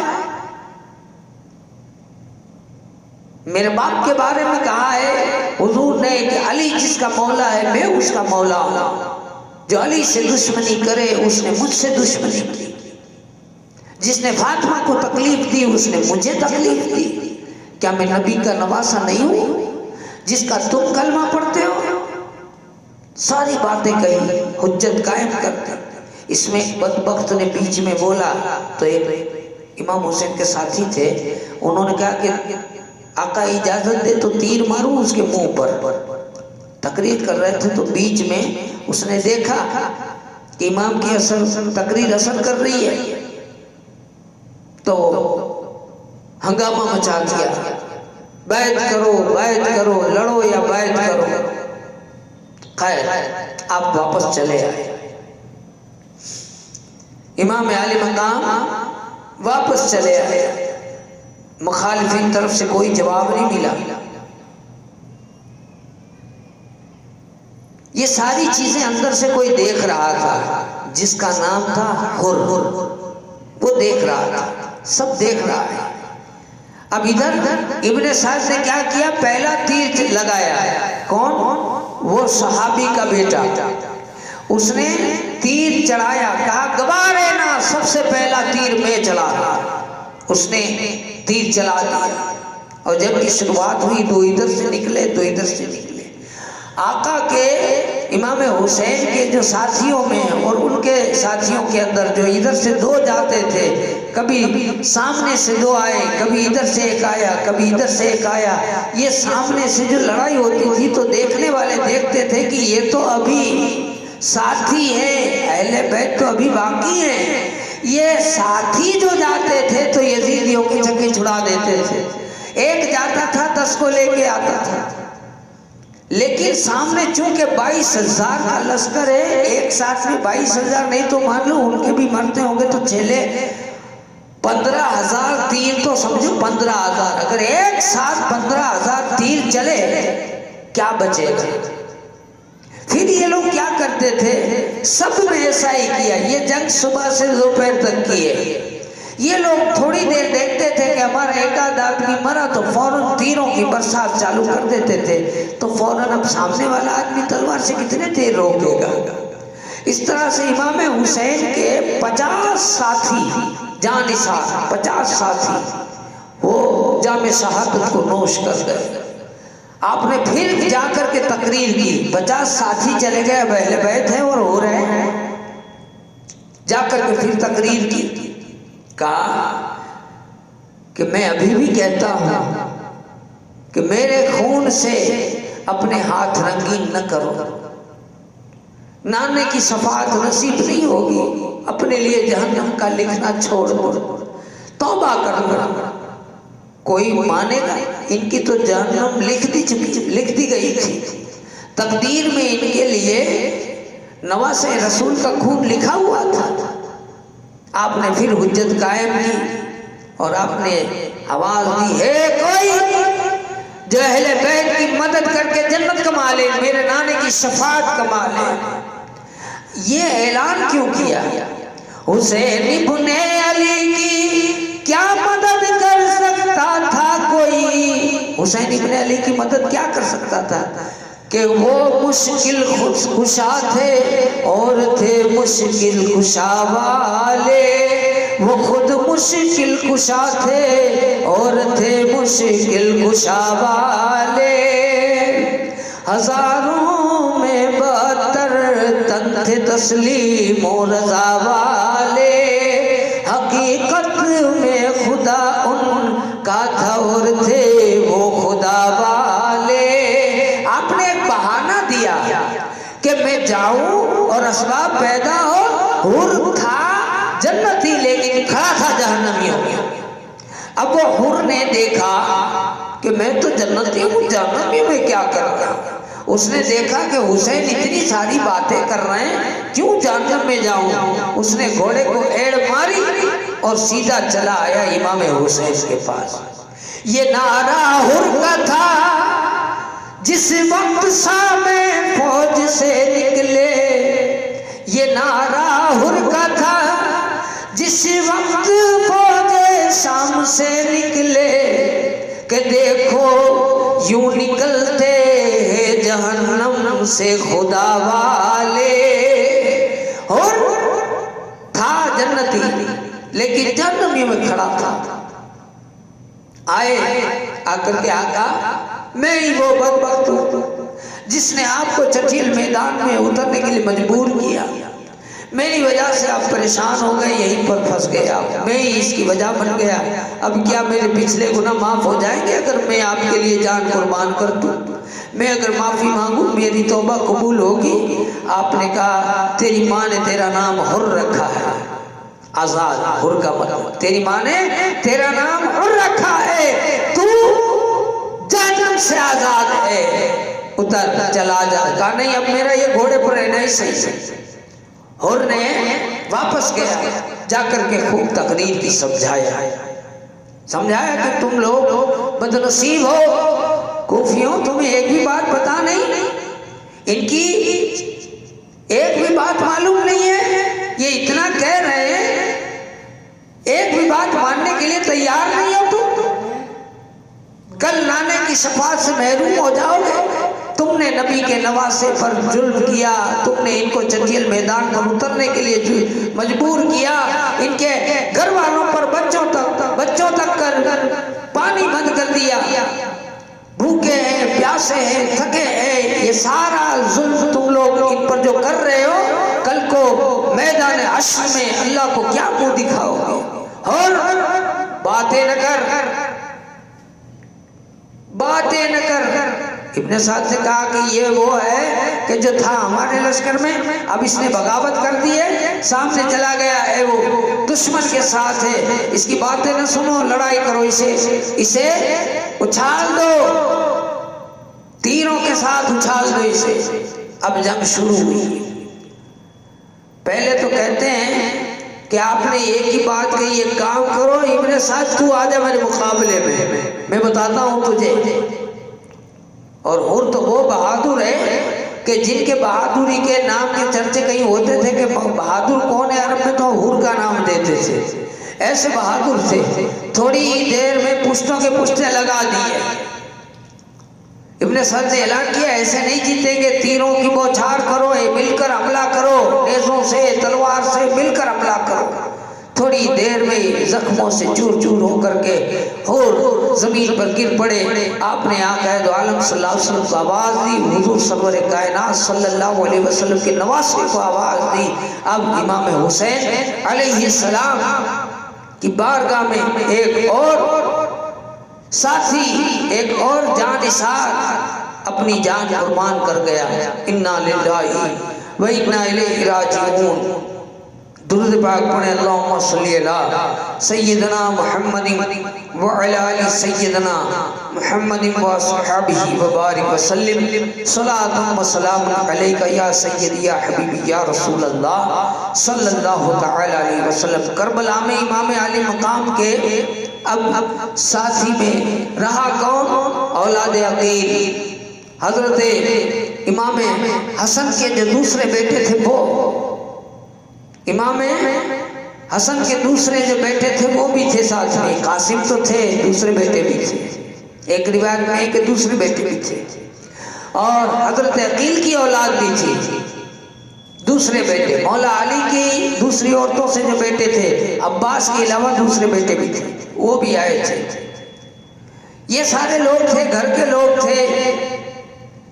امام علی مقام کے سامنے ہاشمی جوان آ کر کے اجازت مانگتے ہیں، کہتے ہیں بھائی اجازت دیں، ہم جائیں گے لڑنے کے لیے۔ کہا مسلم کی شہادت ہو گئی کافی، اب تم لوگ گھر چلے جاؤ۔ کہا نہیں، ہم بھی بھائی کا بدلہ لیں گے، ہم بھی جام شہادت نوش کریں گے، ہم بھی جائیں گے۔ اللہ اکبر۔ یہ سارے کربلا کے میدان میں اولاد عقیل جتنے بھی جو دوسرے بھائی تھے وہ آئے، انہوں نے بھی جام شہادت نوش کیا۔ اس کے بعد اولاد عقیل کے بعد کہتے ہیں مولا علی کے دوسرے فرزند وہ بھی آئے، انہوں نے بھی جام شہادت نوش کیا۔ امام حسن کے دوسرے بیٹے آئے، انہوں نے اجازت مانگی، کہا کہ ارے تم لوگ تو چچا کے ساتھ آئے تھے کہ چلو چچا جاتے ہیں مریدوں میں تو 4 دن مہمانی کریں گے، کھائیں گے پیئیں گے گھومیں گے، میں تو تم کو گھومنے کے لیے لایا تھا، میں کوئی کٹوانے کے لیے تھوڑے ہی لایا تھا، اب آپ کو تو میں کیسے جانے دوں، میرے حسن کی نشانیاں ہیں سب۔ کہا نہیں نہیں، ہم بھی جائیں گے جہاں سب گئے، ہم بھی جام کوثر پیئیں گے۔ آپ نے اشکبار آنکھوں سے اجازت دی، انہوں نے بھی جام شہادت نوش کیا۔ اب اللہ اکبر، جب ان کو ودا کر کے آپ کو ایک بات اور بتا دوں، یہاں میدان کربلا میں جو کچھ ہو رہا ہے مدینے میں خبر نہیں ہے، مدینے میں خبر نہیں ہے۔ آپ کو معلوم ہے نا جب حسین چلے تھے تو کس کو چھوڑ کے آئے تھے؟ حسین جب چلے ہیں تو کسی کو چھوڑ کر آئے ہیں، کوئی راہ دیکھ رہا ہے، وہاں انتظار کر رہا ہے۔ درود پاک پڑھے، اللہم صلی علی سیدنا محمد وعلی آل سیدنا محمد واصحابہ وبارک۔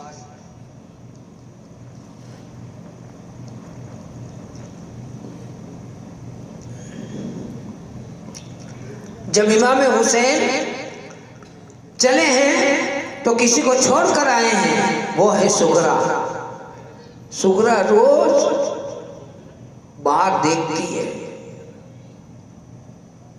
کوئی اونٹ سوار آیا، کہاں سے آئے ہو؟ میں شام سے آیا۔ اچھا تم کہاں سے آئے ہو؟ کوئی کہتا ہے کہیں سے، کوئی کہتا ہے کہیں سے، کوئی ایک ایسا نہیں آتا جو کوفہ سے آیا ہے، کربلا سے آیا ہے، چھوٹی سی جان ہے، وہ روز یا حسین یا علی اکبر کے نام کی رٹ لگا رہی ہے، روزے انور کے پاس بیٹھتی ہے، آنے جانے والے رستوں میں راہگیروں میں دیکھتی ہے کہ کون آیا، شاید کوئی کوفہ سے آ جائے، شاید کوئی کربلا سے آ جائے، لیکن کوئی نہیں آتا۔ خیر یہ یاد رکھا، اب ادھر نقشہ کسی کو معلوم نہیں ہے کہ کربلا میں کیا ہو رہا ہے۔ ہاشمی خاندان کے مہکتے ہوئے پھولوں میں اب اگر کوئی باقی ہے تو حضرت امام قاسم ہے، علی اکبر ہے، علی اصغر ہے۔ یہ گھرانہ امام زین العابدین جو بیمار ہے، خود امام حسین ہے، عباس علم بردار ہے، اور باقی بچیاں ہیں، سکینہ چھوٹی سی ہے اور شیر خار بچہ ہے۔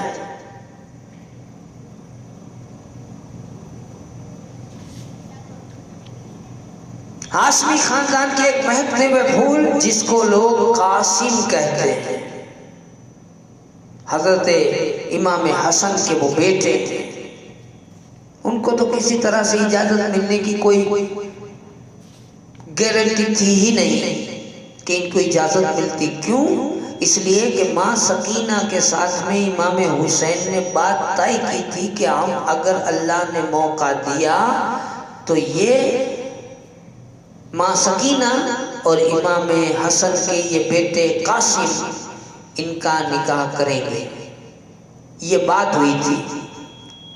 اس لیے ظاہر سی بات ہے کہ امام حسین منع کر دیں گے کہ نہیں بھائی تم رک جاؤ، تمہیں نہیں جانا۔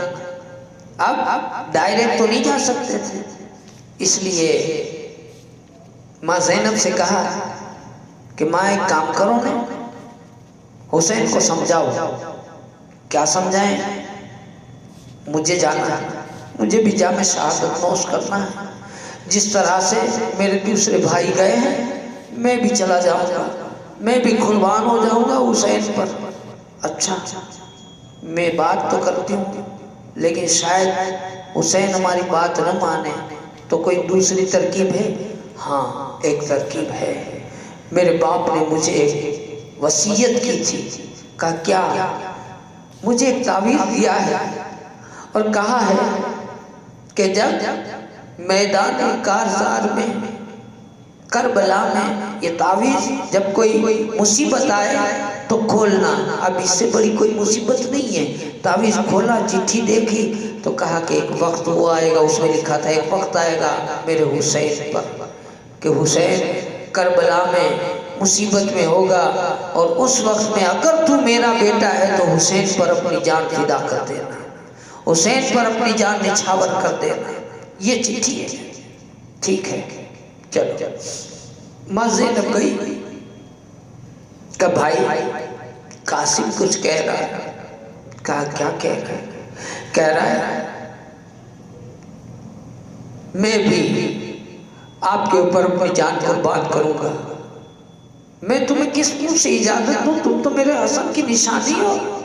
نہیں تمہیں جانے کی اجازت نہیں دے سکتا۔ کہا کوئی بات نہیں، لیکن کیا بیٹا کسی باپ کا نافرمان ہو سکتا ہے؟ کہا نہیں۔ کہ میرے باپ نے یہ چٹھی دی ہے، میرے باپ نے یہ خط دیا ہے، میرے ابا نے یہ خط دیا ہے، پڑھو۔ جب خط پڑھا امام حسین نے دعا دی، تو مجھے میرے لیے اے حسن تم نے جو میرے لیے سوچا، میں اپنی اولاد میرے لیے قربان کر دی۔ اب امام حسین کی دعا سے یہ دعا کہ تیری نسل میں ایسا بیٹا ہوگا جو امام ہوگا ولیوں کا، وہ ہے غوث اعظم، وہ ہے غوث اعظم، وہ امام حسین کی دعا ہے آگے جا کر کے۔ بہرحال امام قاسم کو اجازت ملی، میں تیروں سے چھلنی ہونے کے لیے، تلواروں سے کٹنے کے لیے تجھے اجازت تو نہیں دے سکتا۔ خیر اصرار بہت کیا تو آپ نے اجازت دی اور رخصت کیا۔ دشمن کے ایک سپاہی کا بیان ہے کہ جب آپ میدان کے اندر آئے، ایسا معلوم ہوتا تھا کہ جیسے چاند کا ایک ٹکڑا سامنے آ گیا ہو۔ ان کے جسم پر زرہ بھی نہیں تھی، خالی جبہ تھا۔ زرہ ہوتی ہے جنزیر کی، ساکڑ کی بندھی ہوئی، تاکہ تلوار لگے نا جسم پر تو وہ ساکڑ پر لگے، جنزیر پر۔ بختر ایک ٹائپ کا ہوتا ہے، وہ بھی نہیں پہنی تھی، خالی جبہ تھا۔ اور وہ سب تو ٹوپی لوہے کی پہنے تھے، زرہ پہنے تھے، بختر لوہے کا، وہ سب۔ امام حسین کے پاس تو کہاں یہ سب تھا؟ تو خیر کہ امام قاسم کے زرہ بھی نہیں پہنی تھی، صرف پیراہن تھا۔ شوق شہادت میں جوش سے میدان میں آ گئے اور یزیدی لشکر سے فرمایا، اے دین کے دشمنوں، میں قاسم بن حسن بن علی ہوں، جسے بھی میرا مقابلے میں بھیجنا ہو بھیجو۔ ابن سعد نے ملک شام کے نام گرامی پہلوان ارزق تھا، اسے کہا کہ تم اس کے مقابلے میں جاؤ۔ ارزق نے کہا میں نہیں جاتا، بچوں کی لڑائی میں میں کہاں جاؤں؟ لوگ مجھ پر تھوکیں گے، کہیں گے تو چھوکروں کو مارتا ہے۔ ابن سعد مسکرایا، اس نے کہا اسے تو بچہ سمجھتا ہے، یہ علی کے شیر ہیں، جا کے دیکھ پھر پتہ چلے۔ اس نے کہا نہیں، اس کے لیے تو میرا ایک بیٹا کافی ہے، میرے بیٹے کو بھیجتا ہے۔ میں بچوں کے سامنے میں نہیں جاتا، کچھ بھی ہو میں نہیں مقابلہ کروں گا۔ اچھا، ارزق کا بڑا بیٹا زہر میں بجھی ہوئی قیمتی تلوار چمکاتا ہوا بادل کی طرح گرجتا ہوا میدان میں آیا، لیکن جیسے میدان میں آیا تو پہنچتے ہی حضرت قاسم پر اس نے وار کیا۔ آپ نے اس کے وار کو بیچ سے کاٹ دیا اور ایسی تلوار ماری کہ ایک ہی وار میں ڈھیر ہو گیا۔ آپ نے لپک کر اس کی تلوار لے لی، اس کی تلوار اپنے ہاتھ میں قبضے کر لی۔ اب ارزق کا دوسرا بیٹا وہ آیا، خاک و خون میں تڑپتا ہوا جب دیکھا نا تو آیا۔ آپ نے پہلے ہی وار میں نیزہ مارا اور اس کو جہنم میں پہنچا دیا۔ تیسرا بھائی گیز میں بڑا ہوا آیا، آگے بڑھا، گالیاں بک رہا تھا۔ آپ نے فرمایا کہ ہم گالیوں کا جواب گالیوں سے دینے والا خاندان نہیں ہے، یہ اہل بیت نبوت کی شان کے خلاف ہے، البتہ ہم تجھے تیرے بھائیوں کے پاس ابھی پہنچا دیتے ہیں۔ یہ کہہ کر کے اسے ایک بار ایسا کیا کہ کھیرے کی طرح یعنی ککڑی کی طرح کاٹ ڈالا۔ اب ارزق کا چوتھا بیٹا آیا، شیر کی طرح گرجتا، حضرت قاسم پر حملہ آور ہوا۔ آپ نے اس کے وار کو بیکار کر دیا اور اس کے کاندھے پر تلوار کا ایسا وار مارا کہ وہ منہ کی طرف سے نکل گئی، زمین پر منہ کے بل گر پڑا اور پھر پوری طاقت سے اٹھنا چاہا، لیکن آپ نے اس کے سر کو جسم سے الگ کر دیا۔ اب ہاشمی بہادر کے چند منٹوں میں ارزق کے 4 بیٹوں کو جہنم میں پہنچا دیا۔ ابن سعد نے کہا دیکھ جسے تو بچہ کہتا تھا، اس نے دیکھ تیرے 4 بیٹوں کو تھوڑی دیر میں پہنچا دیا، ختم کر دیا، منٹوں میں موت کے گھاٹ اتار دیا۔ اب وہ تو اتنا دل ملایا اور غصے میں کانپنے لگا، جس کے مقابلے آنے کے لیے پہلے شرم اور توہین سمجھتا تھا، اب ان سے لڑنے کے لیے بے قرار ہو گیا۔ ہاتھی کی طرح جگمگاتا، جھومتا ہوا، شیر کی طرح داڑتا ہوا میدان میں آیا۔ حضرت قاسم کو للکار کر کہا کہ لڑکے تیار ہو جاؤ، موت تمہارے سر پر آ گئی۔ آپ نے فرمایا ارزق ہوش کر، ہوش، تو اوروں کے لیے طاقت والا پہاڑ ہوگا، ابھی تو نے ہاشمی بہادروں کو دیکھا نہیں ہے۔ ہماری رگوں میں شیر خدا کا خون ہے، ہمارے نزدیک مکھی اور مچھر سے زیادہ تیری حیثیت ہے۔ واہ، قربان جائے امام قاسم آپ پر میرے ماں باپ قربان۔ اس طرح دونوں میں کچھ دیر باتیں چلی، پھر نیزہ چلا اور اس کے بعد ارزق نے تلوار کھینچی تو آپ نے بھی تلوار نکال لی۔ اس نے جب آپ کے ہاتھ میں تلوار دیکھی تو کہا کہ یہ تو میرے بیٹے کی تلوار ہے، یہ تو میرے بیٹے کی تلوار ہے، تمہارے پاس کہاں سے آئی؟ امام قاسم نے مذاق کیا وہاں سے۔ امام قاسم نے کہا کہ ہاں، تیرا بیٹا یادگار کے طور پر مجھے تحفے میں دے کے گیا ہے تاکہ میں اسی سے تجھے موت کے گھاٹ اتاروں، ابھی تجھے تیرے بیٹوں کے پاس پہنچا دیتا ہوں۔ یہ سن کر ارزق کو غصہ آیا اور حضرت قاسم پر حملہ کرنا چاہا۔ آپ نے فوراً جنگ کا ایک قاعدہ استعمال میں لایا، قاعدہ، جنگ کا ایک قاعدہ ہے۔ آپ نے کہا دینگے مارنا چھوڑ دے، تیرے دیکھ یہ گھوڑے کی زین صحیح سے بندھی نہیں ہے، تو تو بڑا دعوے دار ہے کہ مجھے تو داؤ پیچ معلوم ہے، میں تو اتنا بڑا بہادر ہوں، ذرا دیکھ تو صحیح۔ اب وہ دیکھنے کے لیے نیچے جھکا، جیسے ہی جھکا حضرت قاسم نے ایک ہی بار میں گردن اڑا دی اس کی۔ یہ ہاشمی جوان 19 سال کے ہیں، ابھی تو باقی ہے، شیر خدا کے اور پیاسے ہیں۔ ایک روایت میں کہ آپ جاتے ہیں اور کہتے ہیں پیاس العطش، تو ایک روایت میں کہ زبان چساتے ہیں، ایک روایت میں کہ انگوٹھی چساتے ہیں۔ امام قاسم کو بھی اور علی اکبر کو بھی دونوں کی روایت آئی ہے۔ حضرت قاسم ارزق کو گھوڑے پر سوار ہو گئے اور خیمے کی طرف آ گئے، گھوڑا بھی لے لیا۔ امام کی خدمت میں آ کر عرض کرنے لگا مجھے تھوڑا سا پانی مل جائے، میں سب کو جہنم میں پہنچا دوں گا۔ سا پانی مل جائے. امام علی مقام نے فرمایا بیٹا تھوڑی دیر صبر کر. ان قریب نانا جان کے ہاتھوں سے جام کوثر پی کر سیراب ہوگا. اس کے بعد تمہیں کبھی پیاس نہیں لگے گی. حضرت قاسم پھر میدان کی طرف پلٹ پڑے. ابن سعد نے کہا کہ نوجوان نے ہمارے کئی نامی گرامی نوجوانوں کو قتل کر دیا ہے. اب اس کے مقابلے میں اکیلے نہیں جانا, اسے چاروں طرف سے گھیرو اور قتل کر دو. دشمنوں نے آپ پر چاروں طرف سے گھیرا ڈالا. گھماسان لڑائی ہوئی. آپ کے جسم پر 27 زخم آئے. آخر میں سیس بن سعد نے آپ کے سینے پر نیزہ مارا. آپ گھوڑے سے گر پڑے. ادری گلی اے میرے چچا میری خبر نہیں فرمائی. امام اعظم کا بھتیجے کی دردناک آواز سن کر دوڑ پڑے. دیکھا کہ جسم نازنی زخموں سے چور ہے. آپ نے ان کے سر کو گود میں لے کر چہرے انور سے گرد غبار صاف کرنے لگے. اتنے میں حضرت قاسم نے آنکھیں کھول دی. اپنا سر امام پاک کی گود میں پایا تو مسکرائے اور آپ کی روح قفس انصری سے پرواز کر گئی.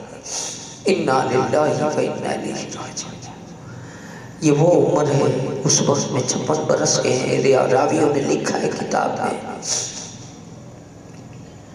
ماں سکینہ نے جب گئے امام قاسم کو لینے کے لیے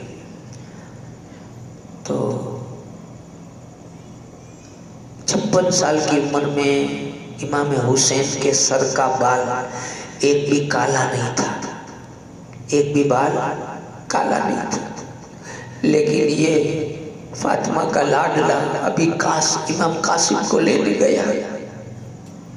اٹھائے نا تو ایسے پکڑ کے آ رہے تو اٹھا نہیں سکتے تھے. دیکھو بڑے سے بڑا پہلوان ہو, طاقتور ہو, بڑے سے بڑی وزنی چیز یا علی کر کے اٹھا لیتے. لیکن یہ بیٹوں کی بھتیجوں کی لاشیں اٹھانا ہے نا, بوجھ لگتی ہے, نہیں اٹھتی. ہم سے کئی بار ہمارے بچوں کے جنازے نہیں اٹھتے. امام علی مقام جب اٹھاتے ہیں تو پاؤں زمین پر گھسیٹتے ہوئے چلے آ رہے. ماں سکینہ کہتی ہیں دیکھ کر کے جب گئے تھے تو ایک بھی بال سفید نہیں تھا, سارے بال کالے تھے. اب جب واپس آئے تو ماں سکینہ کہتی ہے پھوفی بابا بوڑھے ہو گئے, ایک بھی بال کالا نہیں تھا. ابھی تو قاسم کو لے کر آئے ہیں تو سارے بال سفید ہو گئے. پریشانی. پھر بھی صبر کا پہاڑ حسین ہے, صبر کا پہاڑ. اللہ سے یہی دعا کرتے قضا میں تیری رضا میں راضی, تیری قضا میں راضی. یہ سب نذرانہ تیری بارگاہ میں قبول کر. صبر.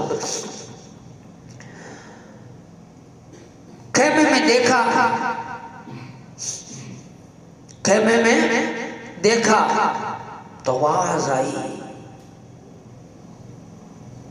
اصغر کا گلا سوکھ رہا ہے, پانی چاہیے, پانی چاہیے.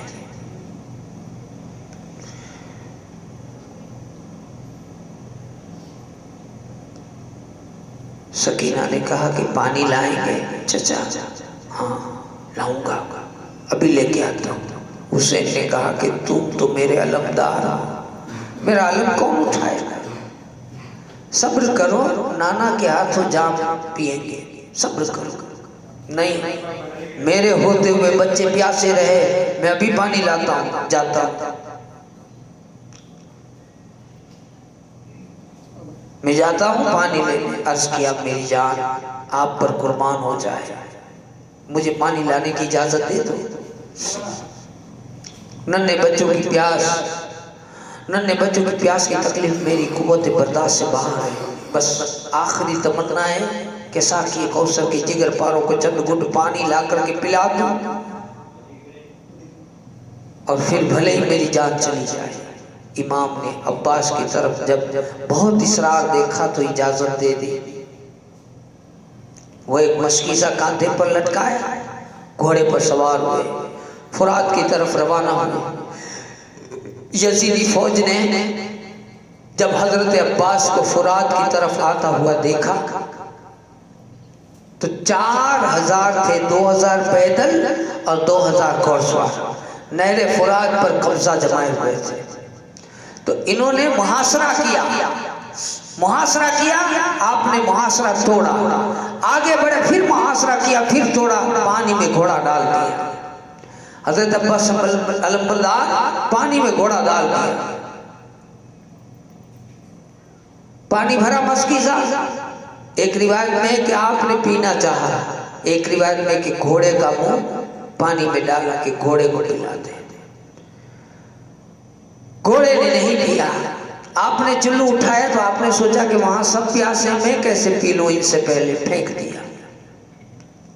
آپ نے گھوڑے کو ایڑ لگا دی، محاصرہ کیا کہ روک لو، اگر پانی پہنچ گیا تو ایک بھی بچے گا نہیں، پانی روک لو۔ محاصرہ کرتے گئے، تیر برساتے گئے، آپ مقابلہ کرتے گئے۔ اچانک لوگ کیونکہ تیر برستے تھے تو خون نکلتا تھا، یزیدیوں نے دیکھا کہ خون کافی بہہ چکا ہے، اب وہ تھک چکے ہیں، ان کے پاس چلے جائیں۔ قریب چلے گئے اور ہاتھ پر تلوار مار دی، ایک ہاتھ کٹ گئے۔ دوسری طرف آئے، آپ نے دوسرے ہاتھ پر مسکیزہ سنبھالا، دوسرے ہاتھ پر تلوار ماری، ہاتھ کٹ گئے۔ آپ نے دانتوں میں مسکیزہ لیا، تھوڑی دیر تھی کہ ابھی پہنچ جاتے، مگر انہوں نے آواز دی کہ کسی طرح پانی پہنچنا نہیں چاہیے، پانی پہنچا تو ہم نہیں بچیں گے۔ تیر مارا مسکیزے میں سے پانی سب بہہ گیا۔ آپ نے مسکیزہ چھوڑ دی، خون سے تربتر آپ گھوڑے سے گر پڑے۔ بھائی میری خبر لو، اصغر میں پانی پہنچا نہیں سکا، مجھے معاف کر دے۔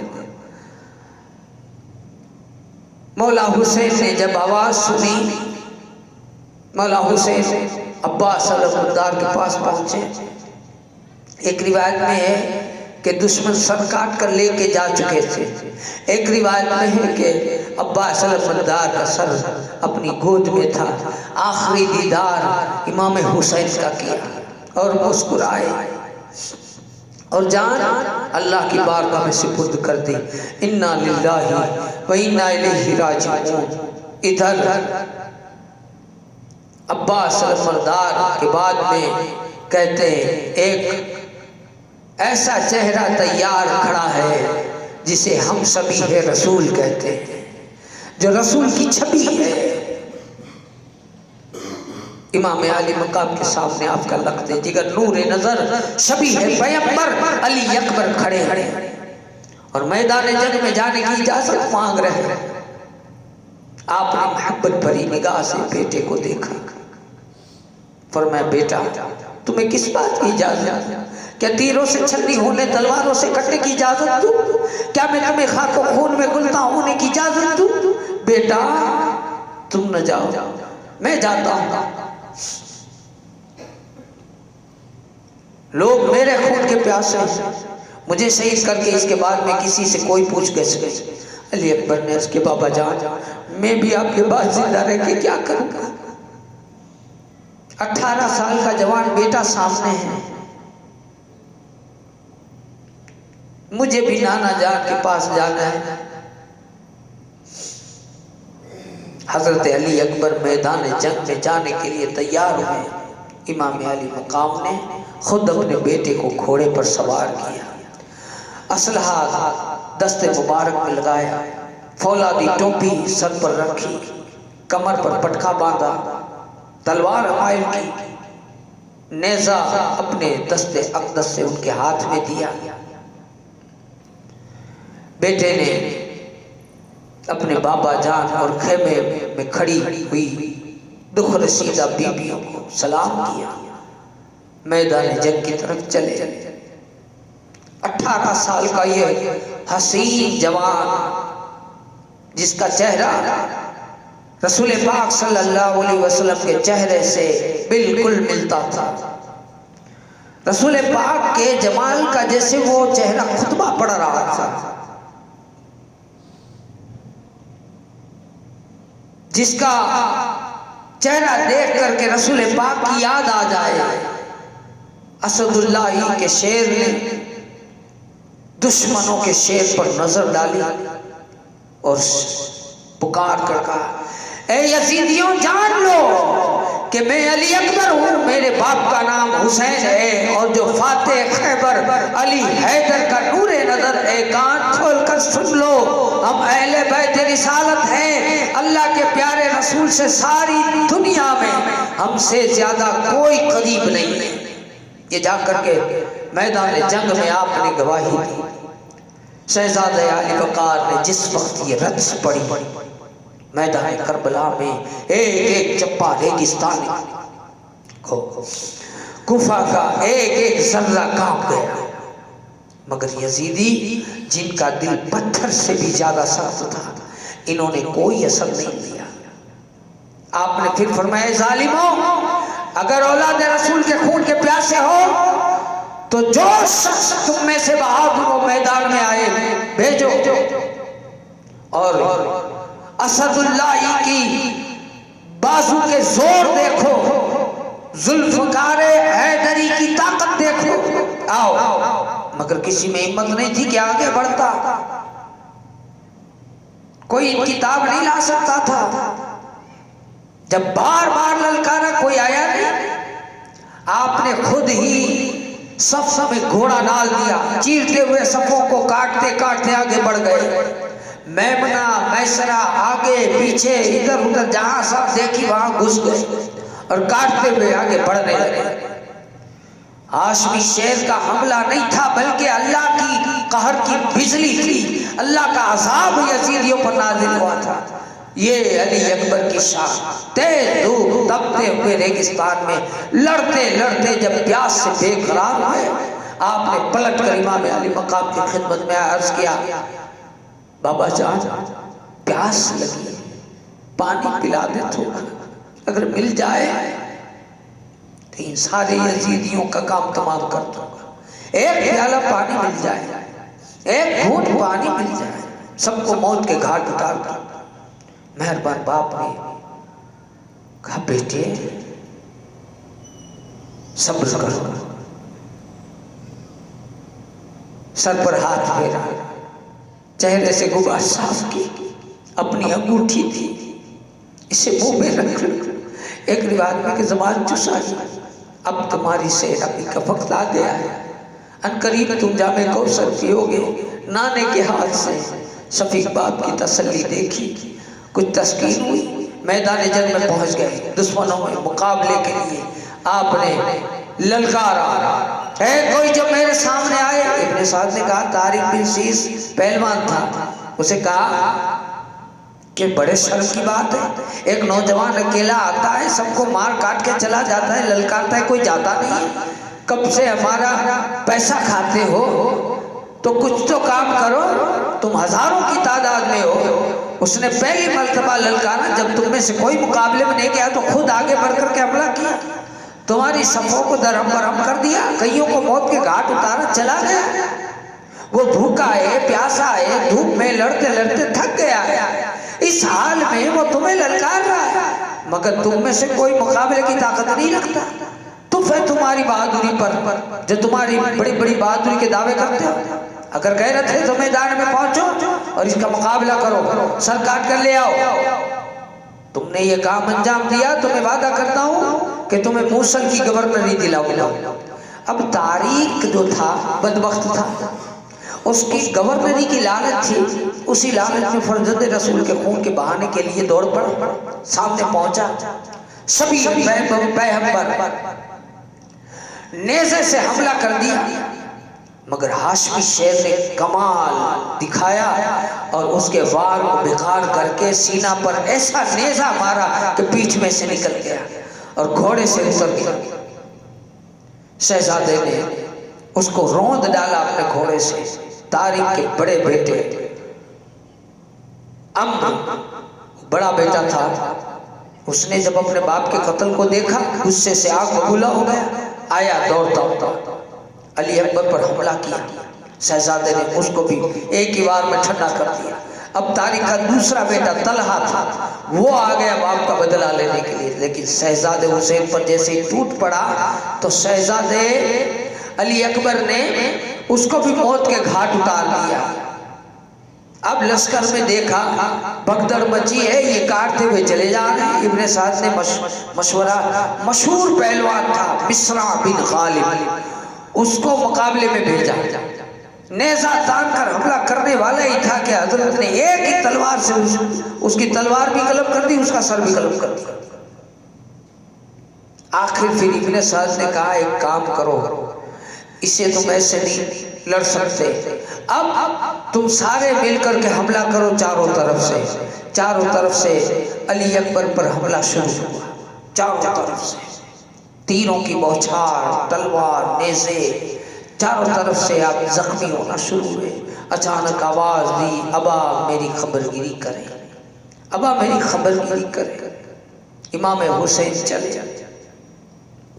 امام حسین جب پہنچے، امام حسین نے سر کو گود میں لیا اور ان کے چہرے انور سے خون آلودہ گرد صاف کی۔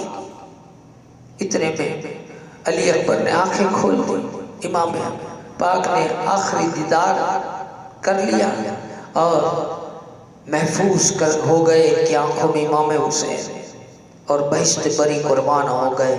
انا للہ و انا الیہ راجعون۔ اب ماں زینب آتی ہے، کہتی ہے بھائی دیکھو سب شہید ہو گئے، عباس بھی چلے گئے، اکبر بھی چلے گئے، علی اکبر بھی چلے گئے، قاسم بھی چلے گئے، مصیبت تو بہت بڑی ہے نا بھائی۔ ہاں بہن مصیبت تو ہے بھائی، میں نے نانا سے سنا تھا، کیا؟ میں نے سنا تھا کہ مصیبت کے وقت میں صدقہ دینا چاہیے، صدقہ دیں گے تو میرے بھائی تجھ پر سے مصیبت ٹل جائے۔ حسین روک رہے، بہن بات تو سچ ہے کہ صدقہ دیں گے تو مصیبت ٹل جائے گی، مگر صدقے میں ہمارے پاس تو پانی بھی نہیں، ہمارے پاس دانا نہیں کچھ، یا صدقہ کیا کریں؟ میرے پاس ہے، ہاں میں صدقہ لائی ہوں، میرے پاس ہے۔ کیا ہے؟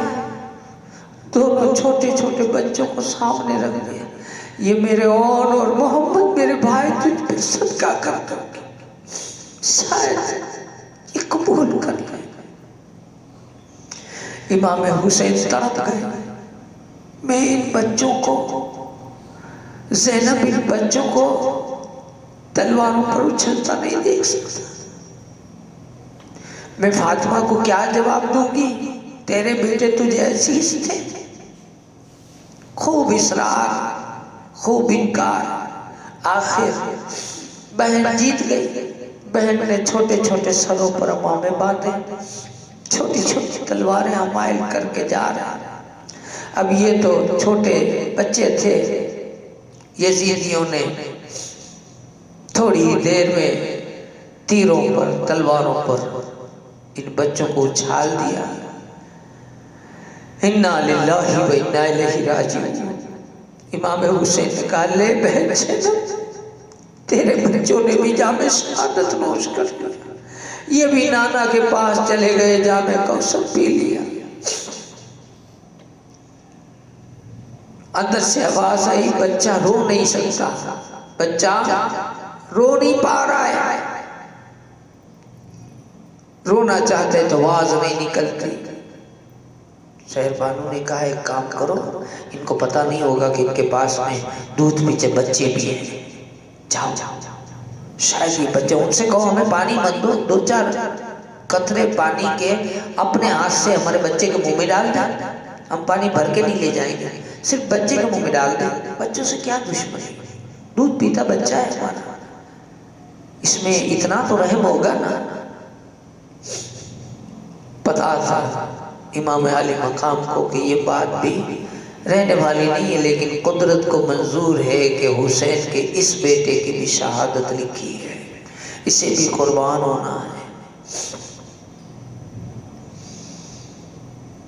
ہم سے علی اصغر کی پیاس دیکھی نہیں جاتی۔ امام علی مقام نے ننھے سے بچے کو سینے سے لگایا اور سیاہ دل کالے دل والے دشمن کے سامنے تشریف لے گئے۔ فرمایا اے میرے نانا جان کے کلمہ پڑھنے والوں، یہ میرا سب سے چھوٹا بچہ جو پیاسا ہے، دم توڑ رہا ہے، یہ اپنے ننھے ہاتھوں کو تمہاری طرف پھیلا کر تم سے پانی کی چند گھونٹ مانگ رہا ہے۔ اگر تمہارے نزدیک مجرم ہوں تو میں ہوں۔ اس بچے کو تو کوئی گناہ نہیں ہے، اس بچے کا تو کوئی جرم نہیں ہے، اس کو تو پانی دے دو۔ دیکھو پیاس کی شدت سے اس کی حالت کیسی ہو گئی ہے۔ اگر تم لوگوں کے دلوں میں کچھ بھی رحم ہے تو ننھے بچے کو تھوڑا پانی پلا دو۔ امام عالی مقام کی جب تقریر سنی تو ظالم سنگ دل پتھر دل، ان پر کوئی اثر تو ہوا نہیں۔ بے زبان بچے پر ان کو ذرا رحم آیا نہیں، پانی کے بجائے ایک بدبخت ازلی ہرملا، کسی نے ہرملا لکھا، اس نے تیر کا ایسا نشانہ باندھ کر مارا کہ علی اصغر کے حلقوم میں جا کر کے وہ سیدھا پیوست ہو گیا اور وہاں سے نکل کر کے امام حسین کے بازو میں جا کر کے پیوست ہو گئے۔ حضرت امام علی مقام نے تیر کھینچا تو خون کا فوارہ، آپ نے وہ خون ہاتھ میں لے لیا، آسمان کی طرف اچھال دیا۔ کہتے ہیں اللہ اب یہ نذرانہ بھی قبول کر۔ امام علی مقام نے حسرت بھری نگاہ سے آسمان کی طرف نگاہ اٹھائی اور بارگاہ خداوندی مرض کی العالمین حسین کی یہ ننھی قربانی قبول فرما لے۔ پھر ننھے شہید کی لاش اپنے کلیجے سے لگا کر آہستہ آہستہ خیمے کی طرف روانہ ہوئے، اور جب ماں کی گود میں علی اصغر کا لاشا کو دیکھا تو ماں نے ہائے میرا لال کہہ کر کے لاش کو کلیجے سے لگایا، روتے ہوئے کہا آؤ میرے سینے سے لگ جاؤ، کیونکہ اب تم کو اپنے سینے سے لگانا مجھے کبھی میسر نہیں ہوگا۔ ادھر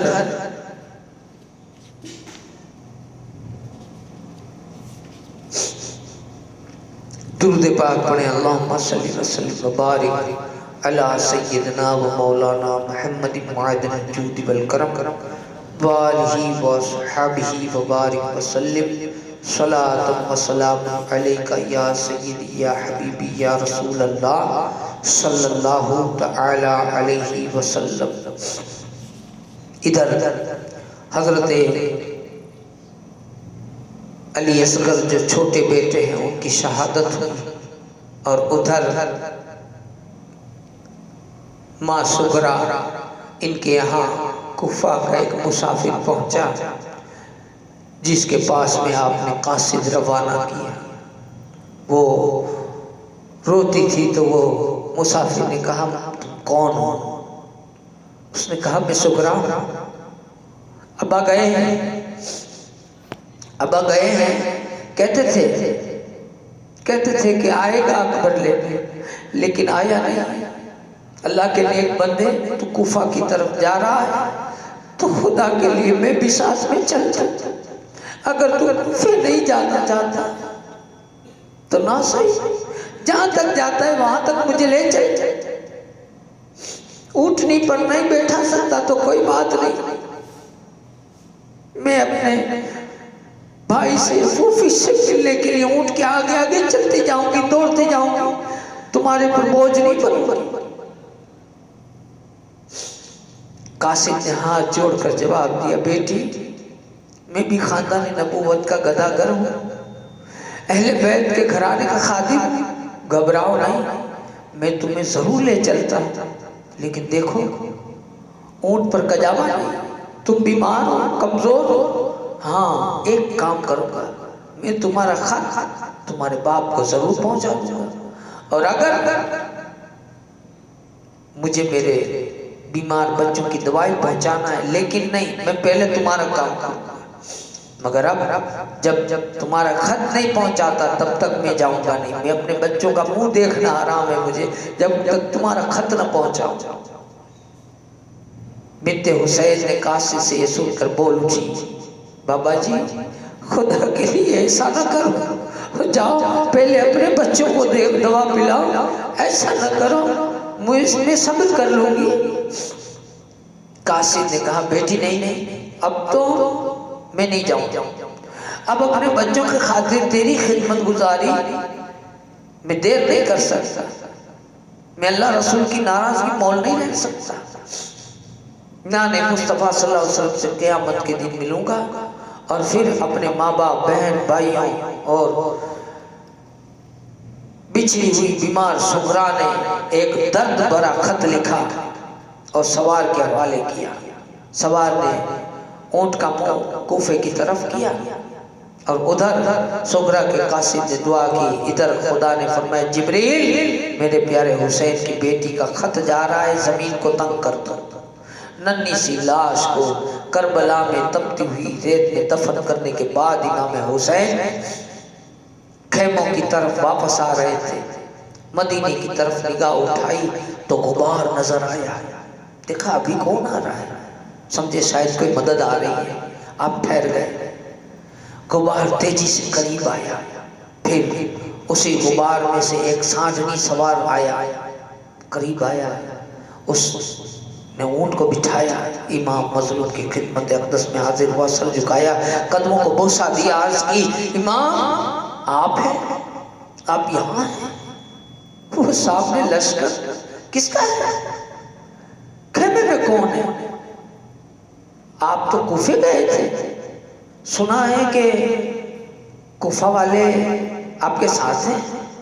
سیدہ کے لال نے جواب دیا کوفہ والوں نے دھوکہ دیا ہے، وہ لشکر یزید کا ہے، خیموں میں ناموں سے رسالت چھپی ہوئی ہے۔ پوچھا تم کون ہو، کہاں سے آئے ہو، تمہیں کس نے بھیجا ہے؟ عرض کی میں سغرا دا قاصد ہوں، شہر مدینے سے آیا،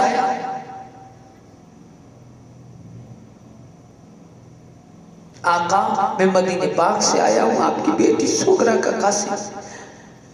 مظلوم کربلا کی آنکھ سے آنسو اگل پڑے، جھڑی آنکھ آ گئی، فرمایا آجا قریب آ، میری بیٹی سغرا کی قاصد، میرا دل چاہتا ہے کہ میں تمہارے قدم چھوڑوں، بھائی تم نے میرے لیے بہت تکلیف اٹھائی، تمہارا احسان کیسے چکاؤں گا، احسان کا بدلہ تو قیامت کے دن ادا کروں گا، بتا میری بیٹی کیسی ہے؟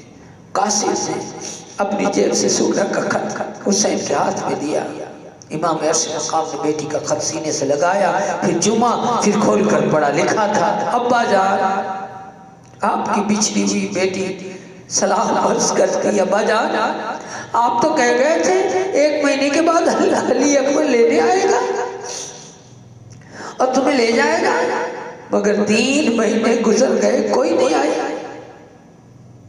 اور لکھا تھا کہ میں ساری رات آپ کے انتظار میں سوتی نہیں، صبح سے لے کر شام تک دروازے پر بیٹھی رہتی ہوں، آپ کی راہ دیکھتی رہتی ہوں، آنے جانے والوں کو آپ کا پتہ پوچھتی رہتی ہوں،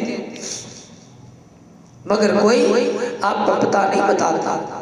اب میں اچھی ہونے، اب اچھی ہوں، خدا کے لیے مجھے اپنے پاس لے چلو، بھائی اکبر کو بھیجو مجھے لے جائے، آپ تو بچوں کے ساتھ دل بہلاتے ہوں گے نا، آپ کو میری یاد نہیں آتی، تنہا میں اکیلی ہوں، اماں جان اور پھوپھی جان بھی جا کر مجھے بھول گئی، بھولے کیوں نہیں، ان کے پاس تو اکبر ہے، اصغر ہے، اور محمد ہے، سب ہے، میں اکیلی ہوں، اپنا جی بہلاتی ہوں، مگر مجھ دکھیاری کا ہے، کوئی پتہ نہیں پوچھتا، اچھا میں آؤں گی تو شکایت کروں گی، اور بھائی اکبر کو کہنا کہ بھائی اپنی بہنوں کے ساتھ ایسا وعدہ کیا نہیں کرتے، وعدہ کرتے تو نبھاتے ہیں، تم نے تو کہا تھا کہ میں خود 1 مہینے میں تمہیں لے جاؤں گا، مگر تمہارا راستہ دیکھتے دیکھتے مہینے ہو گئے، اور لکھا تھا ابا جی میں نے بھیا اصغر کے لیے کپڑے بنائے، کچھ کپڑے خریدے، جب آؤں گی تو اپنے ہاتھوں سے انہیں پہناؤں۔ اب تو وہ چلتا بھی ہوگا، باتیں بھی کرتا ہوگا۔ امام حسین یہ ساری میٹھی باتیں پڑھتے ہیں،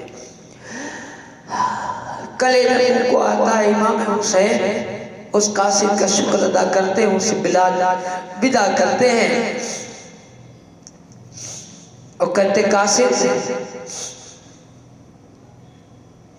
اللہ تیرا بھلا کرے، اس کا بدلہ تجھے ہم یہاں نہیں دے سکتے، اس کا بدلہ نانا جان کی شفاعت میسر ہوگی، کل میدان حشر میں اس کی شفاعت ہوگی، میں تیرے لیے دعا کروں گا۔ اسے بدا کر دیا، جا کر کے خط خیمے میں دیا۔ خیمے والوں نے خط دیکھا تو ماں زینب تڑپ اٹھی، ماں شہربانو تڑپ اٹھی۔ اب بیمار بیٹا زین العابدین وہ تیار کھڑا ہے۔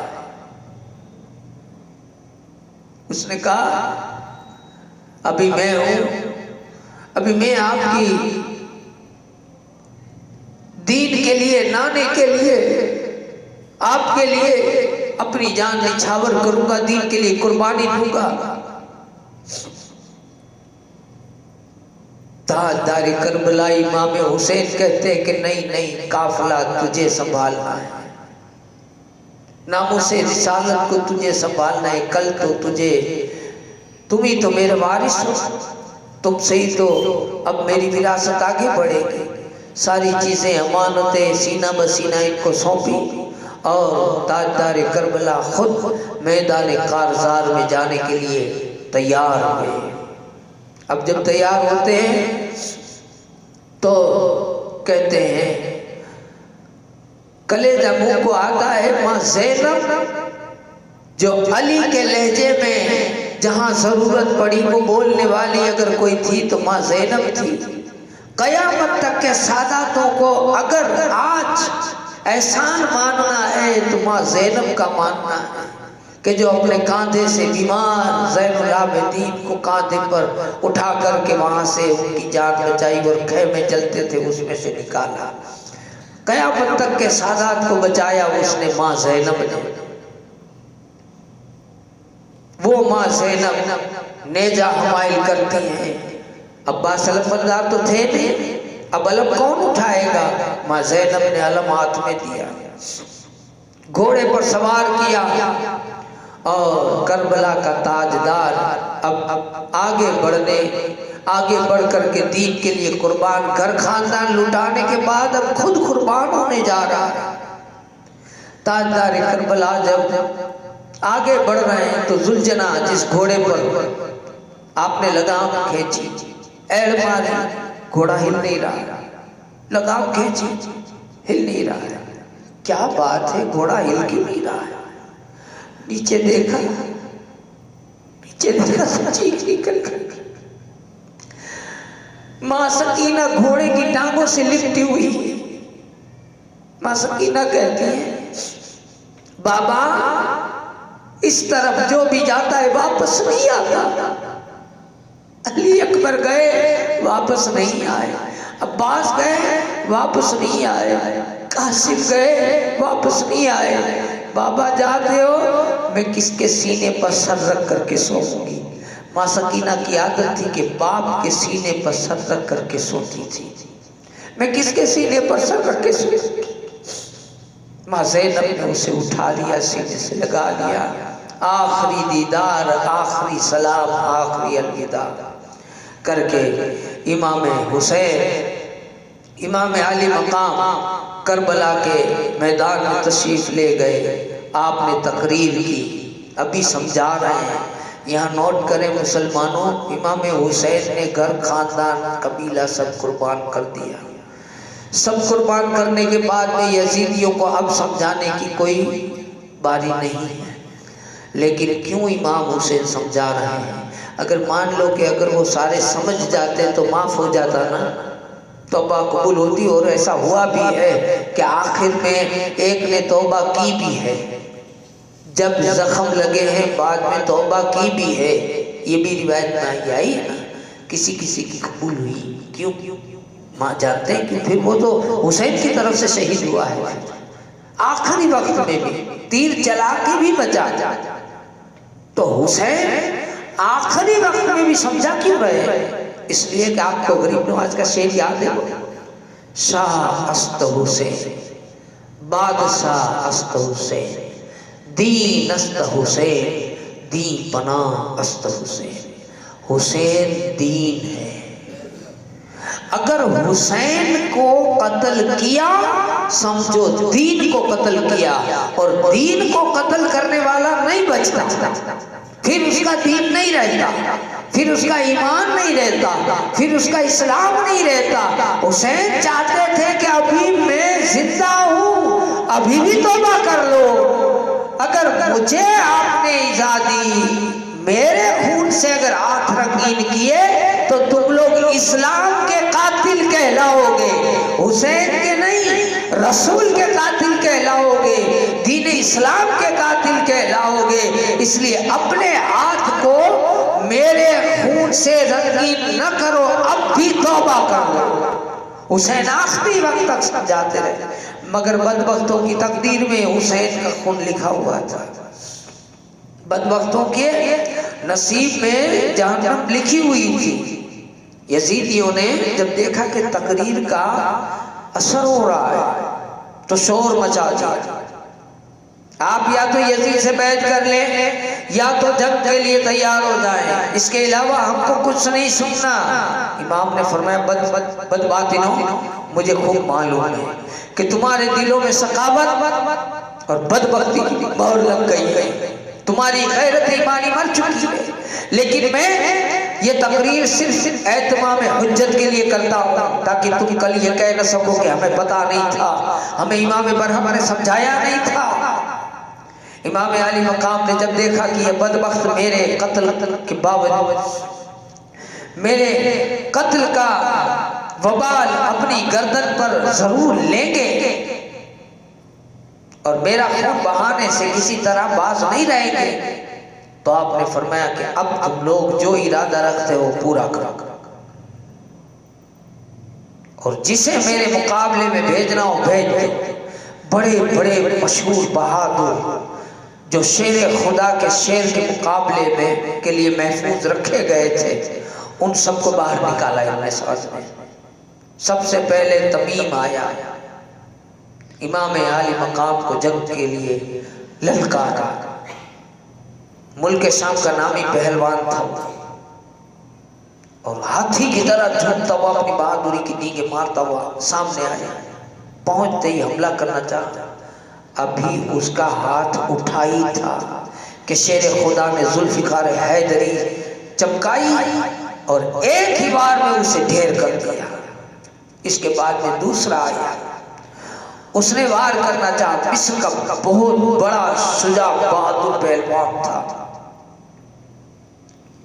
اس نے آ کر کے امام پر وار کرنا چاہا، لیکن ایک ہی بار میں اسے موت کے گھاٹ اتار دیا۔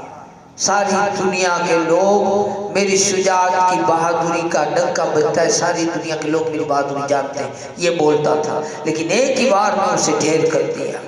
اب اس کے بعد کہتے ہیں بدر نے جب مشہور شہسوار بیٹے کو اس طرح سے ذلت کے ساتھ قتل ہوتا دیکھا، بدر نام کا ایک آدمی تھا، اسے قتل کیا، تو کہتے بیٹے کو قتل ہوتا دیکھا تو غیظ و غضب کا پتلا بن کر کے وہ دانت پیستے ہوئے گھوڑا کھڑاتا ہوا سامنے آیا اور پہنچتے ہی نیزے کا وار کیا تو نیزہ قلب کر دیا، فوراً تلوار سنبھالی اور کہا حسین دیکھنا میں شمشیر مارتا، اگر پہاڑ پر ماروں تو وہ سرما بن جائے۔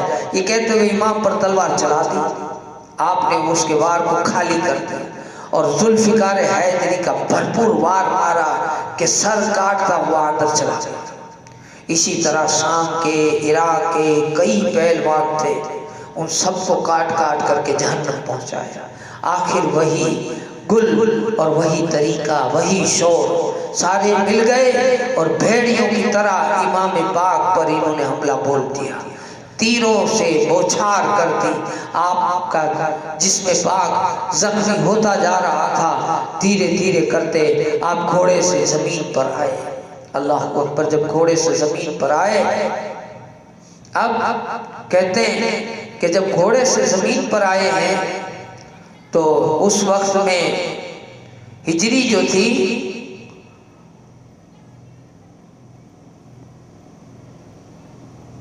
56 سال کی عمر ہے اور 61 ہجری ہے. 56 سال 5 مہینہ 5 دن کی عمر مبارک تھی. جمعہ کا دن تھا، محرم کی 10ویں تاریخ تھی. 72 زخم کھائے.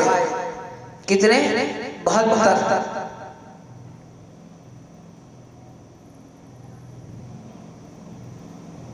ہر طرف سے نیزے آئے. نیزہ ہے نا، نیزہ تو جانتے ہیں نا، ایک نیزہ کسی کو مارو اور اندر گھس جائے اور پھر جب واپس نکالتے ہو تو کیا وہ اندر کا جو بھی گوشت وغیرہ ہے وہ لے کر نکلتا ہے. نیزے، تیر، تلوار، 72 تیر کے نشان تھے، زخم تھے اس میں بتاتے کتاب میں. تنے نازنین زخموں سے چور لہو لہان ہو رہا تھا. بے وفا خوفیوں نے جگر پارے رسول. آپ جانتے ہیں کہ حضور ہے نا، حضور گردن کو چومتے تھے.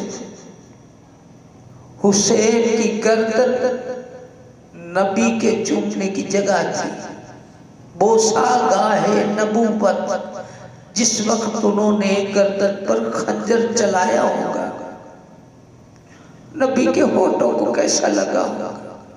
آخری وقت ہے جس میں امام حسین کہتے ہیں میں نے دیکھا کہ نانا حضور سرور کائنات ماں فاطمہ، ماں حضرت مولا کائنات مولا علی، سب کو سامنے دیکھا. کہا حسین صبر کرنا، تم ہمارے پاس آنے والے ہو. استقامت کا پہاڑ بن کر کھڑے رہنا، ہلنا نہیں. اور پھر کہتے ہیں دعا کی نانے نے، اللہ میرے حسین کو اجر عطا کر، اللہ میرے حسین کو صبر عطا کر. کسی نے دیکھا، خواب دیکھا. کوئی کہتے ہیں کہ علی اکبر جب گئے نا کہ دیکھو تو ذرا جنگ کے حالت دیکھ لو، تو ایک برقع پوش تھی، نقاب پوش خاتون تھی، وہ جھاڑو لگا رہی تھی. کسی نے کہا خواب دیکھا تھا. بہرحال وہ جھاڑو لگا رہی تھی، نقاب پوش تھی. پوچھا تم یہاں کربلا میں کیا کر رہی ہو؟ جھاڑو لگا. دیکھتا نہیں، جھاڑو لگا رہی. جھاڑو کیوں لگا رہی؟